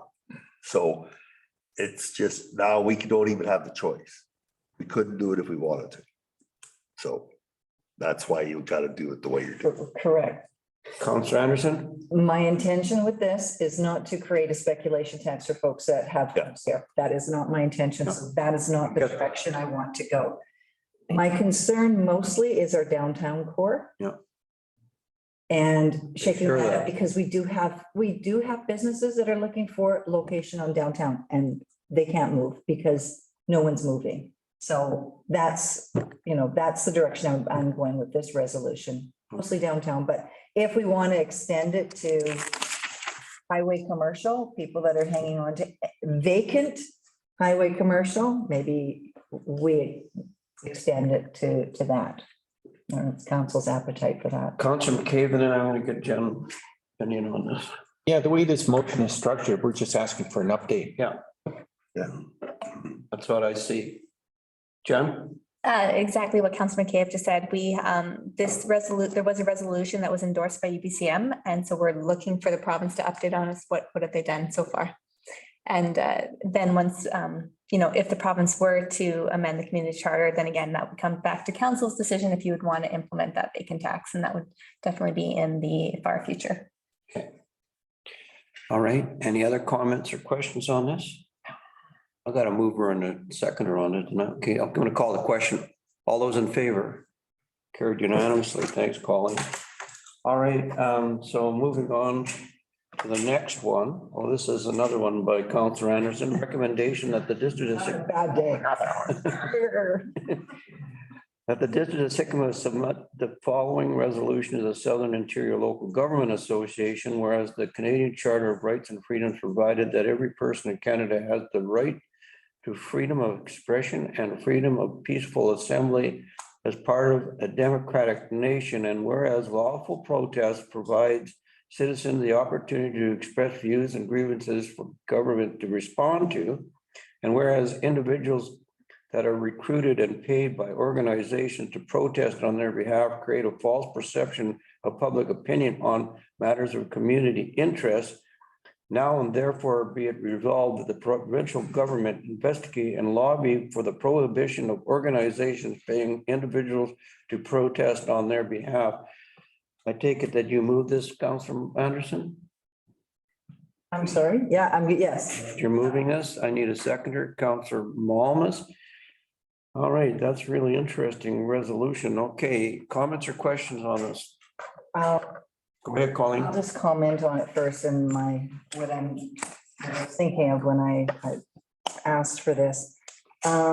Especially here in BC, we have so many natural resources, and I find that there is big influence from out of British Columbia by paid protesters, by people hired to come and make noise, which creates chaos in our province. It creates chaos in our system because people look at that and go, look at all these British Columbians that are so angry at this, whatever it is, when actually it's not British Columbians, it's probably, and now seeing the Freedom Convoy in Ottawa, I suspect there's more US influence than we even suspect in our province. So even if this ends up on the cutting room floor somewhere, I just want to start bringing it forward so it's a conversation. People start talking about it and thinking about how other influences influence us as a province of BC and how we govern ourselves. So that's kind of the direction I was going with this, that we start to make some noise. Okay. All right, other comments or questions? Councillor McCabe, do you have a comment? Well, even if we pass this and we got a UBCM to endorse this, enforcement would be impossible for compliance. I mean, but for awareness, it's maybe worth running it through the gauntlet, if you will, SILGA, UBCM. I can't see it ever being enforced because it would be hard to prove compliance that I think that this, you're not paid. I actually think this resolution should have been brought forward a long time ago. Is we're being so impacted. I don't know how you could ever regulate this based on international waters, but at the same time, I really like the resolution. I think it has some really good text to it, and we are being controlled by some of these different groups, and for one example is the Caribou recovery plan and how that's kind of laid out and what's happening in British Columbia when some of these advocate groups like Yukon to Yellowstone want to make all BC a park and we're trying to make a living here. So I like this. I think it's really a great resolution. Councillor Malmus, go ahead. Through the chair. When you read way back when the media used to talk to those people and actually call them out when they were having a conversation with them. They'd say, hey, Joe, how you doing? Like you're here today, you were in Ottawa 2 weeks ago when I was there, you were in Halifax and you were over here, you went to the Yukon. It was blatantly obvious that they were a paid protester. And the media used to actually oust those people. They don't do it anymore. Now they use them, they're their best buddies because that's the sensationalist. So who's totally at fault here? Yeah, there's a paid protester, but the media is not doing their job either. They're basically using this person who is irritating and raising the level of obnoxiousness for making fake news, basically. So I'm in support of it. I agree that the paid protester has no business being there. We don't need Chevron buying guys to stop pipelines. They do that for a specific reason, because they want to use their own oil and they want cheap oil. And the only way they get cheap oil is if we can't get rid of it anyplace. So. Once we'll take it. Okay, last comment and then we're gonna vote. Yeah, and I agree. So, and my point is just to, again, make some noise. Maybe it does get picked up. Maybe it does get moved forward. Maybe it does, maybe it gets teeth. So we don't know unless we run it up the flagpole, I guess. The zebra mussels. All right, then I'm gonna call the question on the resolution. All those in favor? I was watching you, Councillor Aries. I was going to ask for a vote. It was passed unanimously. Thank you. All right, Highway 97A. This is a Councillor Malmus resolution heading to UBCM. I'll read it. Recommendation that the District of Sycamore submit the following resolution to the Southern Interior Local Government Association. Whereas the extraordinary volume of commercial traffic transporting dangerous goods between Sycamoose and Enderby on Highway 97A poses potential risk to public safety, environment, and critical infrastructure. And whereas Highway 97A travels along Mara Lake, Sycamoose primary water intake, and the Shoeshock River, which are threatened by the transportation of dangerous goods, particularly when traffic volume is high due to Highway number 1 closures. Whereas the section of Highway 97A does not comply with current standard specifications for highway construction established by the government of BC and is inadequately designed for commercial transport. And whereas the Minister of Transportation and Infrastructure holds the authority to establish and alter highways as legislated under Section 6 of the Highway Act, as well as the authority to limit, prohibit, or make directions regarding use of such highways under Section 66 extraordinary traffic of the Transportation Act. Therefore, be it resolved that the Union of BC Municipalities lobby the government of BC to establish Highway 97 as a scenic route and restricts commercial transport between Sycamoose and Enderby until standard highway specifications are met to ensure the protection of the public environment and critical infrastructure. Moved by Malmus, second by Councillor Anderson. Mr. Malmus, you want to comment on this? I've been suggesting this for several years. Anyway, go ahead. Well, yes, there hasn't been a whole lot of great big accidents, but there was one propane truck bounced off the side of those rocks on that sharp corner into the lake and ignited on fire. And, the fireball was seen for 500-600 feet, right? And it's like we're supposed to know what train is hauling through our community. You ever get that report, Brett? Do you get that every train car that goes through the whole car, what they have on there that's dangerous goods? No. Yeah, so. We've had, a truckload of tar go in at the same corner. Yeah. And then a truckload of glass containers go into the lake and numerous logging trucks and stuff. And there's been a lot, there was one load of, it was barley. And it's not good in our water system. And that's our potable water. I know that I've been trying to get it that we would drill a well someplace so we had an alternative, and we should look at that as well at some point. But It's a nice drive, and when you get 3 or 4 trucks, like I had to go to Kelowna the other day, I mean, thankfully, it was snowing. And thankfully, those guys weren't trying to rip it up like they do on the Trans-Canada Highway. They were actually driving at a reasonable pace. It's pissing me off, but they were doing 60 kilometers an hour. So, but you couldn't get by them. There's no place to pass. And so everybody does 60 kilometers, which was fine. But they built a super highway, 97B. They upgraded that highway specifically for the trucks to go down. And it's not that much longer time-wise. Like I can drive from here to Salmon Arm and down there, and it's like 15 minutes is all it is. So I actually think this should be, it should, and I think Councillor McCabe, we've actually tried to get this to be a scenic route a couple times with MOTI, hasn't it? Yeah, I'm not sure if they have the final authority or not. And when we asked them, they said it's a numbered highway. It's a numbered route, but they have some sort of federal authority before. Go ahead. The resolution itself, right in the therefore part, I read this one part where it said to restrict commercial transport between Sicamous and Enderby. We should say a friendly amendment, restrict transport of dangerous goods. You don't want to restrict all commercial transport because we're talking about fruit from the Okanagan or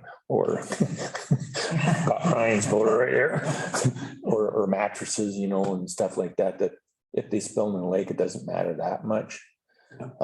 We don't want anything that can spill into the lake and dissolve, like caustic, you know, acid or, you know, or something that, because our water plant can't, our water plant can only take suspended solids out of the water. It can't purify a dissolved solution out of the water. So if something gets dissolved in the water, our water plant will have to be shut down immediately because it doesn't deal with that. It only deals with suspended salt. So anyhow, I think we should just one little word, somehow just add restrict commercial transport of dangerous goods. Just, yeah, so this is Councillor Malmus's resolution, Councillor Bushel, then Councillor Malmus. Okay, yeah, through the chair, yeah, I do know some roads in the US are scenic routes, and they allow for transport trucks for deliveries only on that route. But they don't just allow transport trucks down there to take a shortcut. And like Brett said, we did have, it was actually Gibson Petroleum that went over the corner there, and we had, I mean, the whole town ended up rushing to find absorbent booms and everything to contain it into the boom, so it didn't go in the pickup. And that was, I can't remember what year that was, but yeah, it is a problem, and they're starting to use that road a lot more than normal that I've noticed in the last couple of years. And then I did send pictures to Greg Kylo on that corner between Bonavista and Sycamore Houseboats. The road is actually undermining, and if you drive along the rock below the highway, and you can actually see it. And I did take pictures and send it to Greg Kylo, and it is undermining, and they've gone and taken trucks and put rocks back in there, but it's still undermining. And the dirt is still undermining. The rocks aren't really going to keep it up. And even one of the bus drivers has noticed that when you drive, you can actually feel it on a bus on a long wheel span. You can feel it in a bus. So it's something to be cautious about. Yeah, Councillor Malmus. So the definition of a scenic route is there's just like, there's no truck traffic. That's gone. That's what the ask is.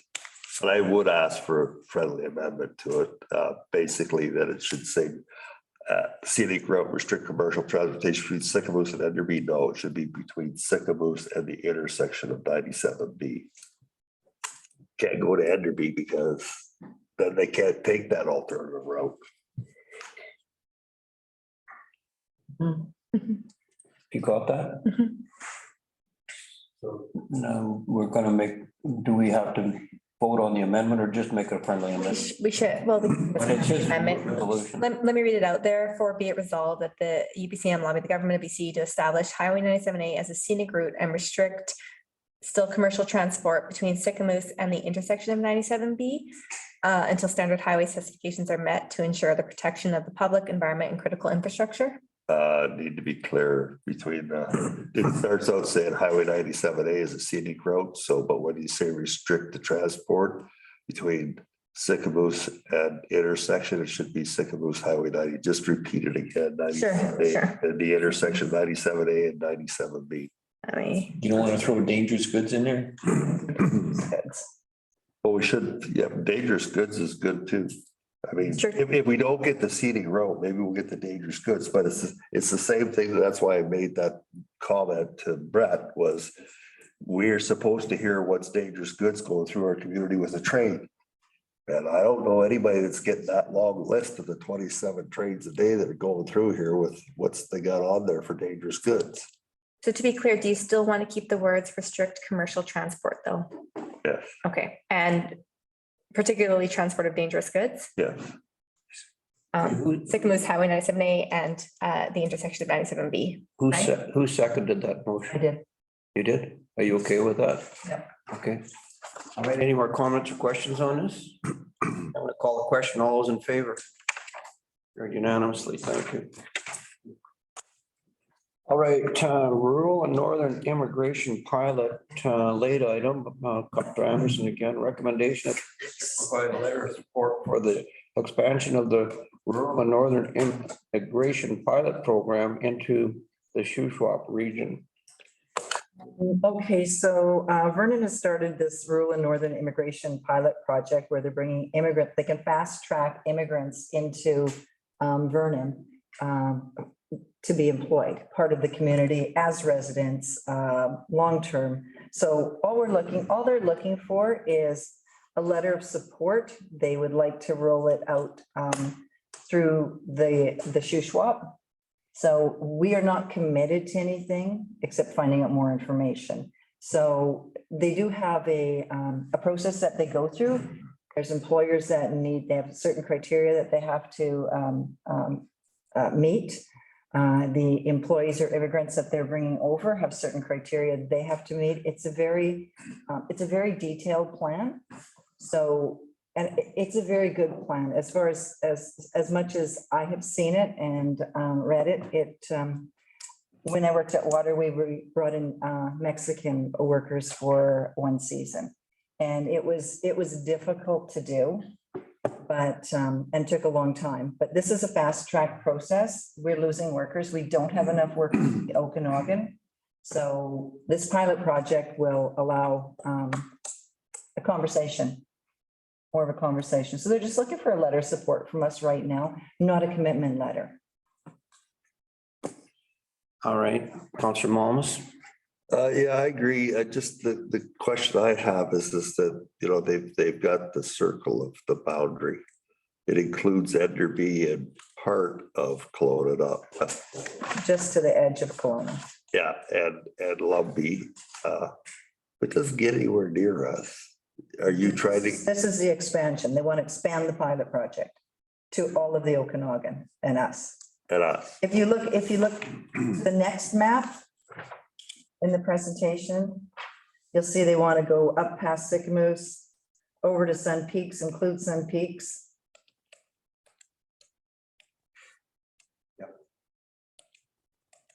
So those are, you know, a lot of tourist centers where we're finding employees is difficult.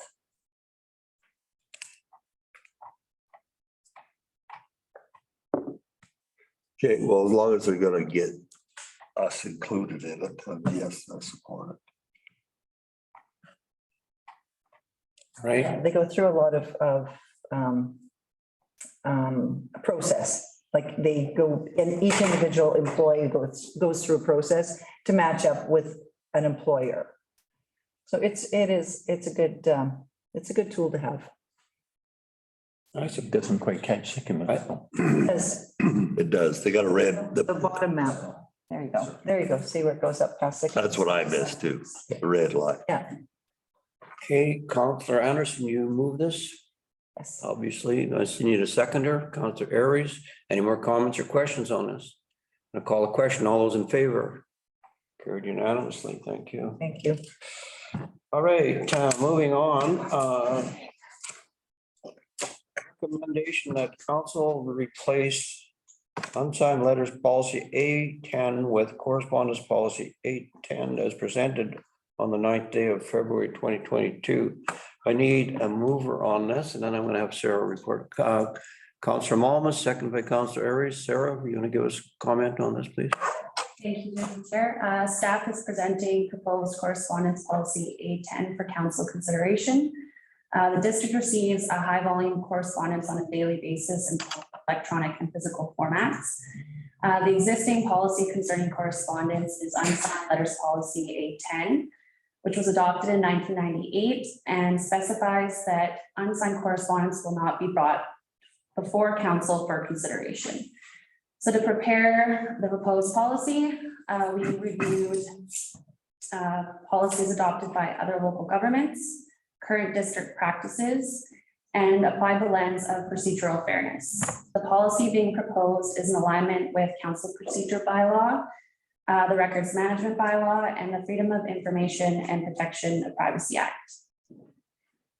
This will provide clear guidelines for the public who wishes to engage with council, for council itself, and for district staff. It also addresses inclusion of correspondence on council agendas and petitions to council. The purpose is to improve the overall efficiency of receiving, handling, and distributing correspondence, and to improve service delivery. So the recommendation here is that council replace unsigned letters policy A10 with correspondence policy A10 as presented on this 9th day of February 2022. And staff welcomes any questions or comments from council. All right, comments or questions for Sarah?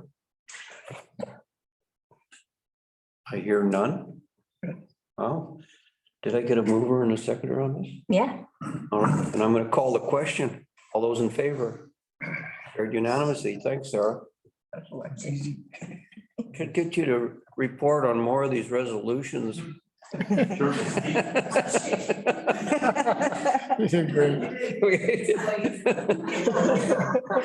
Very successful.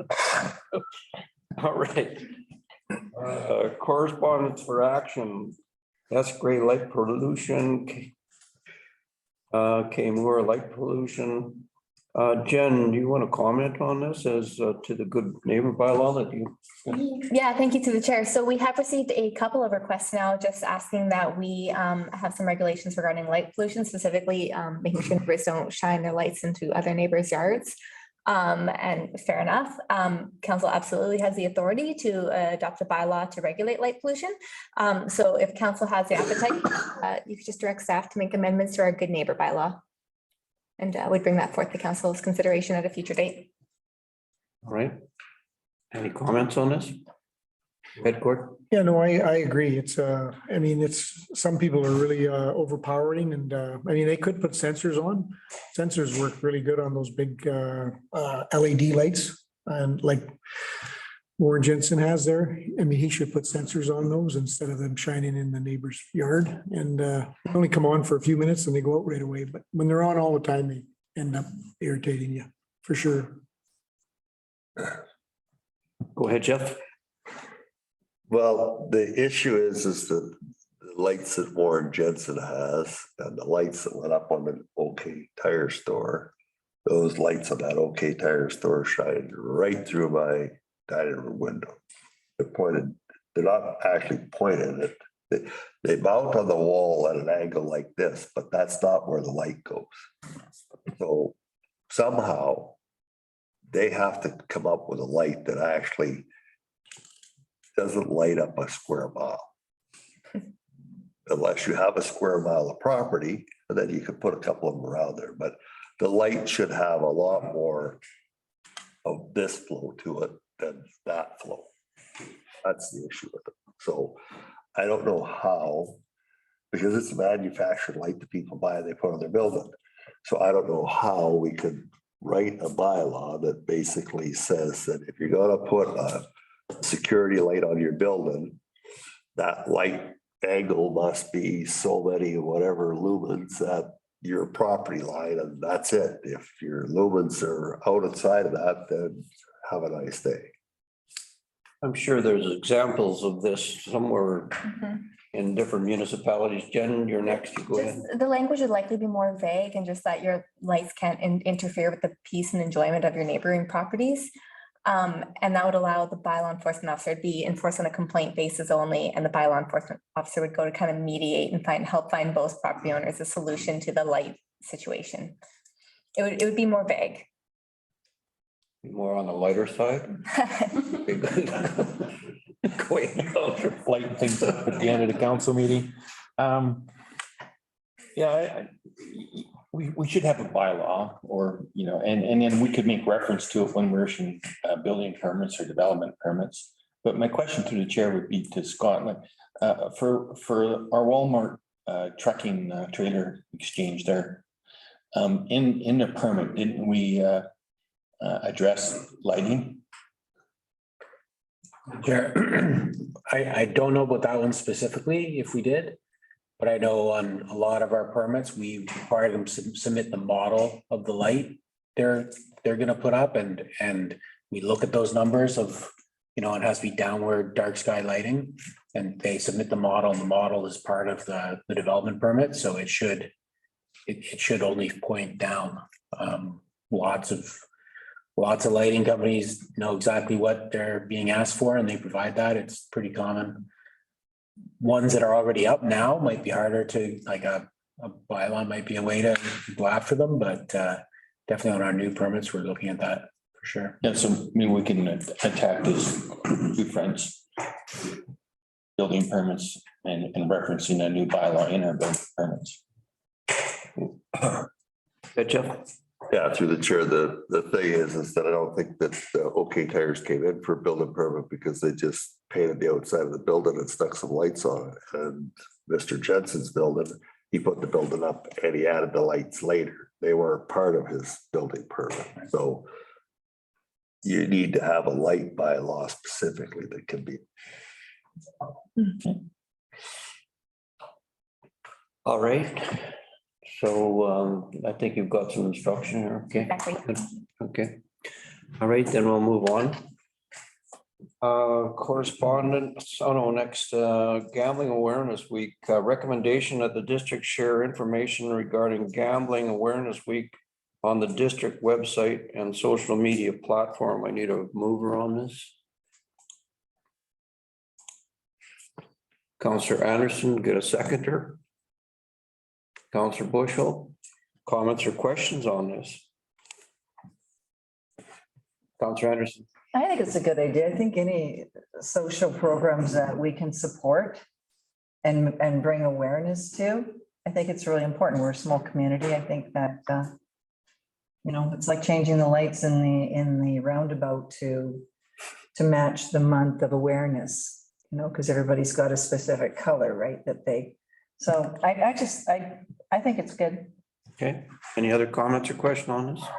And I'm gonna call the question. All those in favor? It's worth to gamble.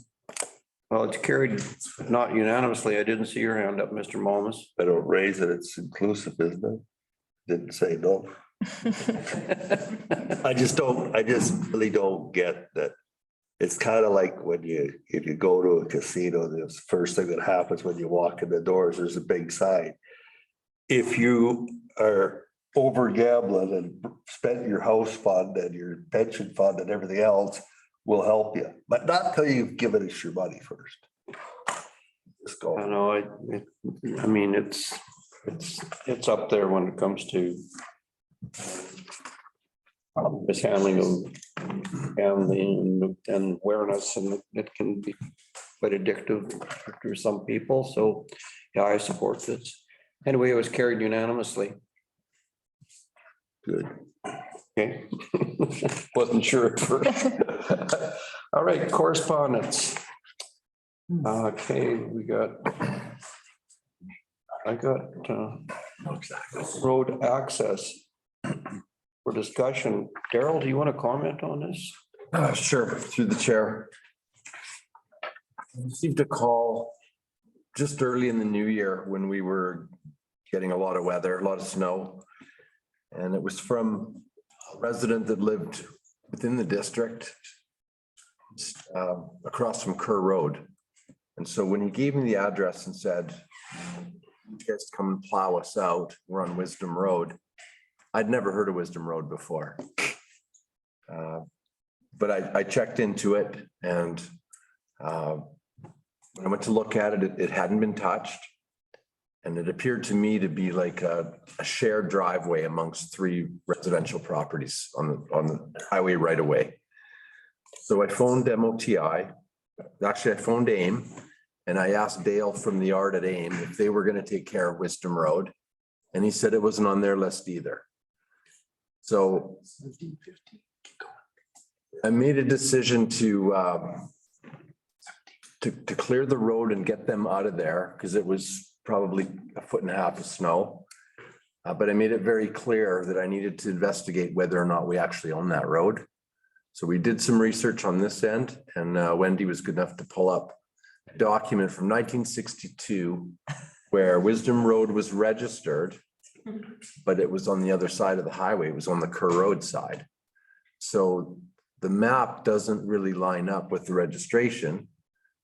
There is in fact a road, but it doesn't look like it would be one of ours. So where I've left this now is we've plowed them out so that they have access. And I've been in touch with MOTI, and they have found the original permitting on that piece of road, and they're retrieving it and should have it by the end of the week. So once that comes in, I'll be able to review it and we can make a decision on it. But I've cleared the road, and I've made it clear to the person that asked us to clear the road that I'm not committing to doing this if it's not our road. We're helping them out to get them in and out for that instance. So we're looking into it, and I'll have more information soon. Yeah, I'm familiar with that road. It is extremely dangerous. I mean, I can see, the contents of this letter and their concerns, but yeah, I was just gonna show on that map there, on the other side was Kerr Road. Yeah. That's the old Trans-Canada Highway. That where it goes, sorry, the old Trans-Canada Highway. Where's Kerr Road? Okay, Kerr Road comes here. Yeah, this is the old Trans-Canada Highway. Let's go back to it. Sorry, I went too far. It's right here. It goes right through here. Okay, yeah. Oh, right here, sorry. Right, it goes right through here. This is the old Trans-Canada Highway. Right, so Wisdom Road would have been a lateral off of that road, but still on the south side of the highway. Yeah. Yeah, so they're actually on the north side of the highway. Yeah, It would have came across the highway. they're going across the highway. Across the highway and hooked up just below Blandford there. But when you walk out at the end of Kerr Road, where the big bulb is, Yeah, there's asphalt and everything that keeps going, old asphalt from the old Trans-Canada Highway. okay. Coach Mamas, go ahead. That's not even what they're asking about plowed out. This is a speed limit. I agree with them. Yeah, The speed limit there is the problem. When you enter into the city of Golden or Revelstoke, before you get to the traffic light, it's 60 kilometers an hour. Sycamoose is a whistle stop. Okay, don't stop, just whistle through. But Golden, 60 kilometers an hour. They have 4-lane divided road with traffic lights, 60 kilometers an hour is the speed limit. All the way through up the hill, around the corner, over everywhere. But they want to get us at 80. Well, they changed the signs after, I think, Terry, did you cut a tree down and knock over the sign there? When they replaced it, when we were doing a spring cleanup, well, that was you. They raised the speed limit on the road. Like, it should be 60 kilometers where the black line goes across there. And on the other end of town, and when you come into town at the south end, it should all be 60 kilometers. not 70 going to 80, but down to 100. Like you're already at 100 kilometers of Kerr Road. And that's a bad corner. Like if you go up Kerr Road and come out of there, man, I'm telling you, you better look 3 times because you'll get galloped over. So their letter is requesting the speed limit, Yeah. 100 kilometers to reduce it within the town limit. So, and I adamantly agree with it. There's 2 letters. The first letter is requested and plowed. Oh, okay. The second one is the speed limit. Sorry. Yeah. Colleen? I agree with Jeff, and I agree that the speed limit should be looked at. He is preparing a business, like he's setting up a business in his yard, which is going to be RVs, a U-Pick.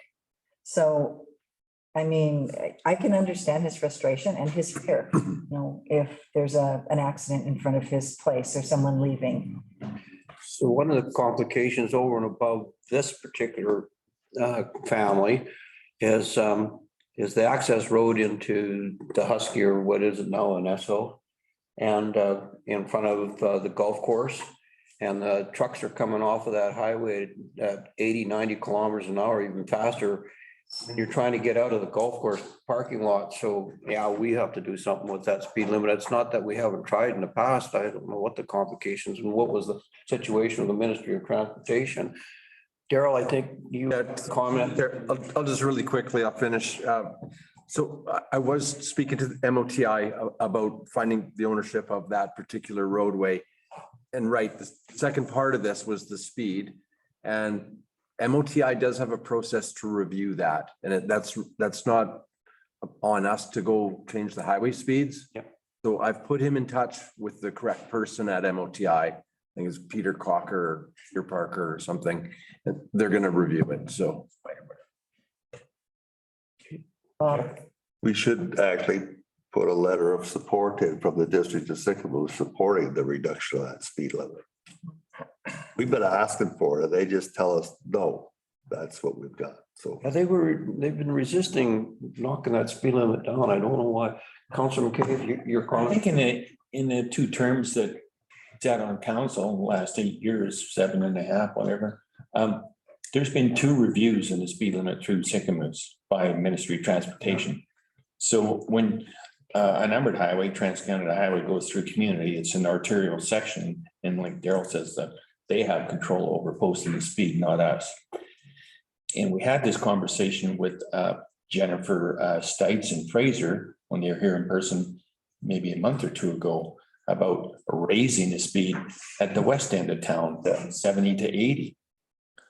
And now, it's their call. We have not a lot of input into that. We could offer up a support letter to support this person, but we got to be careful because for the research, that might not be a district road. But whether it is or isn't, it's a dangerous access, but it's an arterial highway, and that access is regulated by the Ministry of Transportation. We can't even give them an access permit. So maybe He's talking about an RV business there.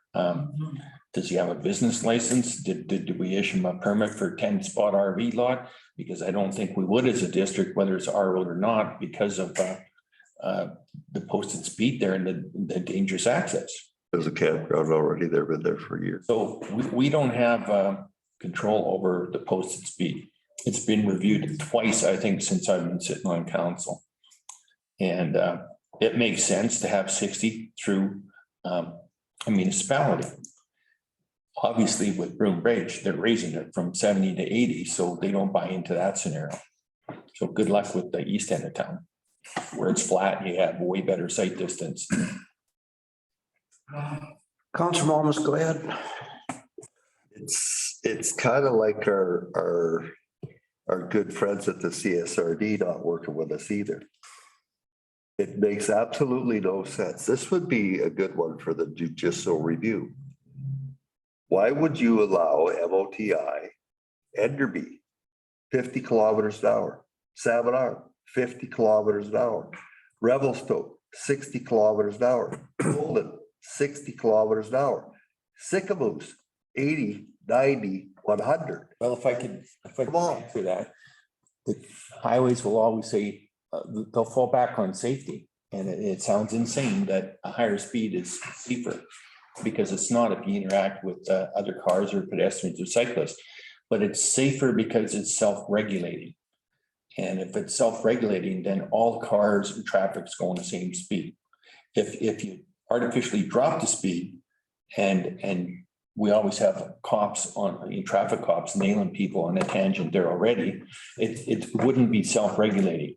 It would create a safety hazard because people would speed because they don't see the need to slow down. People who are complying, then you got two differential speeds, and that's what causes unsafe highway. And so that's typically their argument, that it has to be, when they put up a posted speed, it has to be have a good chance of being self-regulating. Go ahead, Jeff. I propose that, Evan Parliament and I were gonna throw in the money for the arena so the kids could go skating. I propose that Evan and I throw in the money and we pay $2 a person to cross the highway.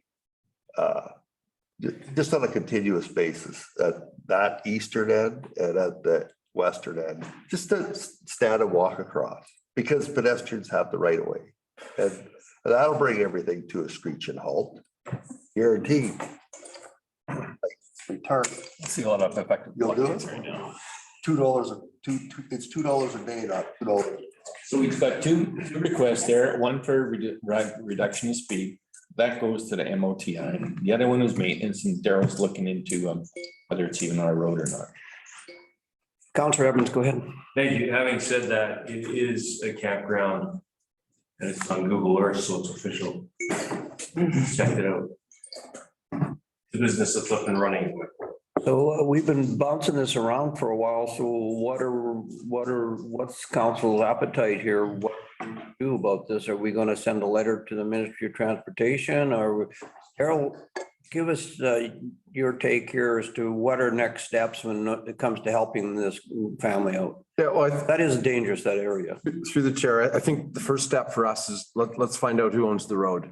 Okay, And we're in the process of finding that out. I should know that by the end of the week. And then, I can bring that back and we can make a decision what we want to do. okay. All right. Counselor Mamas? I'd still like to make a motion that we take these letters and we forward them to the ministry with our support, that we want to see a speed reduction within our district limits. Okay. All right. Got that, Jim? You want to repeat it? I just, I've got letter of support for lowering the speed limit within our boundaries, and we would attach it to the letter they forwarded us. Okay. And I have a seconder, Counselor Anderson. Okay. Any more conversation on this? Go ahead, Counselor McKay. I don't know if that's a good idea. I might vote against this one because it could be an unsafe condition in our community. That's based on your evaluation and your experience. Well, it's the same argument that highways just give us about increasing the speed on the west end of town. Why would the other jurisdictions have a reduction on speed limit then? Multiple reasons. There's probably not one specific reason, but yeah, so just a heads up. I mean. All right, well, I'm going to call a question on this resolution. All those in favor? Opposed? And I'm opposed because I think it has a reverse effect of creating a safe environment. All right, well, we've got that documented as well. All right, correspondence for information. There's a list here. Anybody want to comment on any one of these? Counselor Evans, you're up. Thank you, the chair. We actually talked about the letter I'm addressing is the February 9th, 2022 from Ms. Ebert and Ms. Cora about safety. And we talked about that last meeting, actually, about trying to get more safety for the people that are walking along the highway between the light, and she would like to take it further, but I just would like to reiterate that, are we looking into that? Okay, Counselor McCabe. Yeah, I support on that.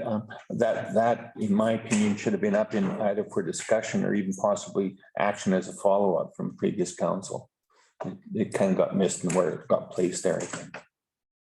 So it's a follow-up letter on commitment that we're looking into our active transportation plan.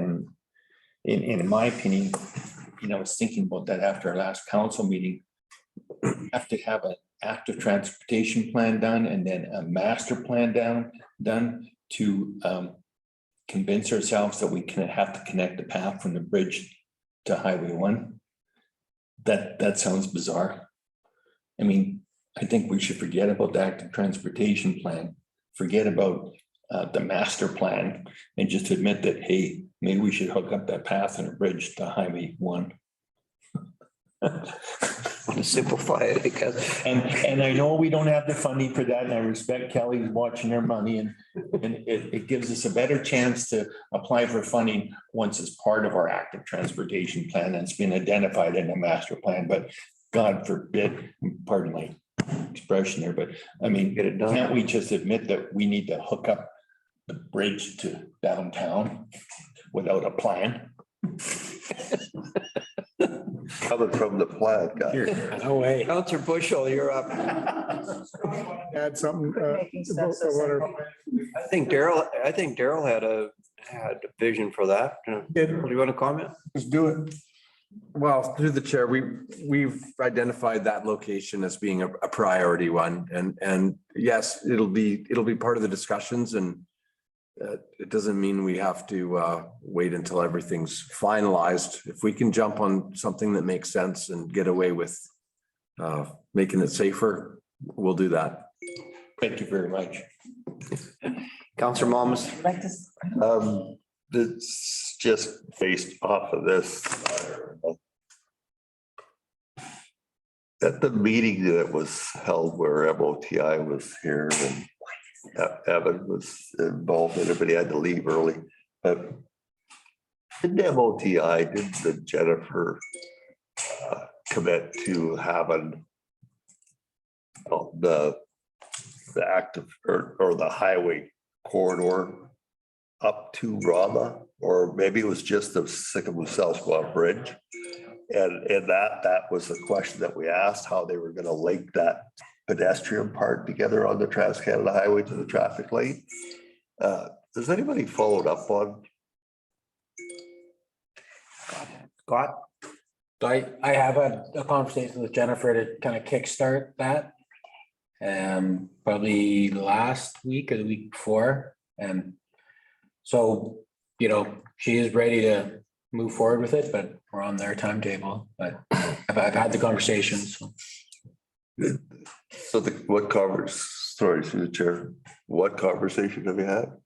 I just about that, like what she planned to do, because she it was a very broad statement, right? Like, oh, we're gonna do a study. So I was trying to get some more details on it, and it is part of kind of almost like an extension of the Broom Bridge. Yeah.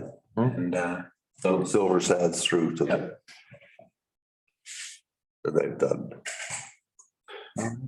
All right, Evan. You've got this look on your face. We're giving you the opportunity to share something with us. I will answer. No, further to what Scott has said, the two folks from MOTI that we are talking to and know about this request for a master plan in that area is Jennifer Stites, Jennifer Fraser, combined with the Broom Bridge project, and Tara Knight, who is the development approving officer based out of Salmon Arm. Ideally, what we want is to have the stakeholders affected by this plan. And there are key landowners that are affected by this, and we want to also invite them eventually to the table. And so it's a combination of having MOTI commit to the first meeting, but also get the stakeholders. For example, we all know that there's tremendous lands to be developed in the downtown core that would want to be part of any master plan of Highway 1. So we've reached out to those landowners and then invited them to come back to the district of Sycamoose and participate. So that's where we're at. But right now, yeah, the ball's in the court of MOTI. They know our request, and being that they're going to secure most of the funds, we're just waiting word back for them. So those are the two key contact persons we've been talking to. Thank you. Right, any other comments on correspondence? All right, I'm not hearing any. So we come to that part of the meeting that we all kind of enjoy. Recommendation that the regular council meeting for February 9th, 2022 be adjourned at 7:36. Counselor Mamas, Counselor Aries, all in favor?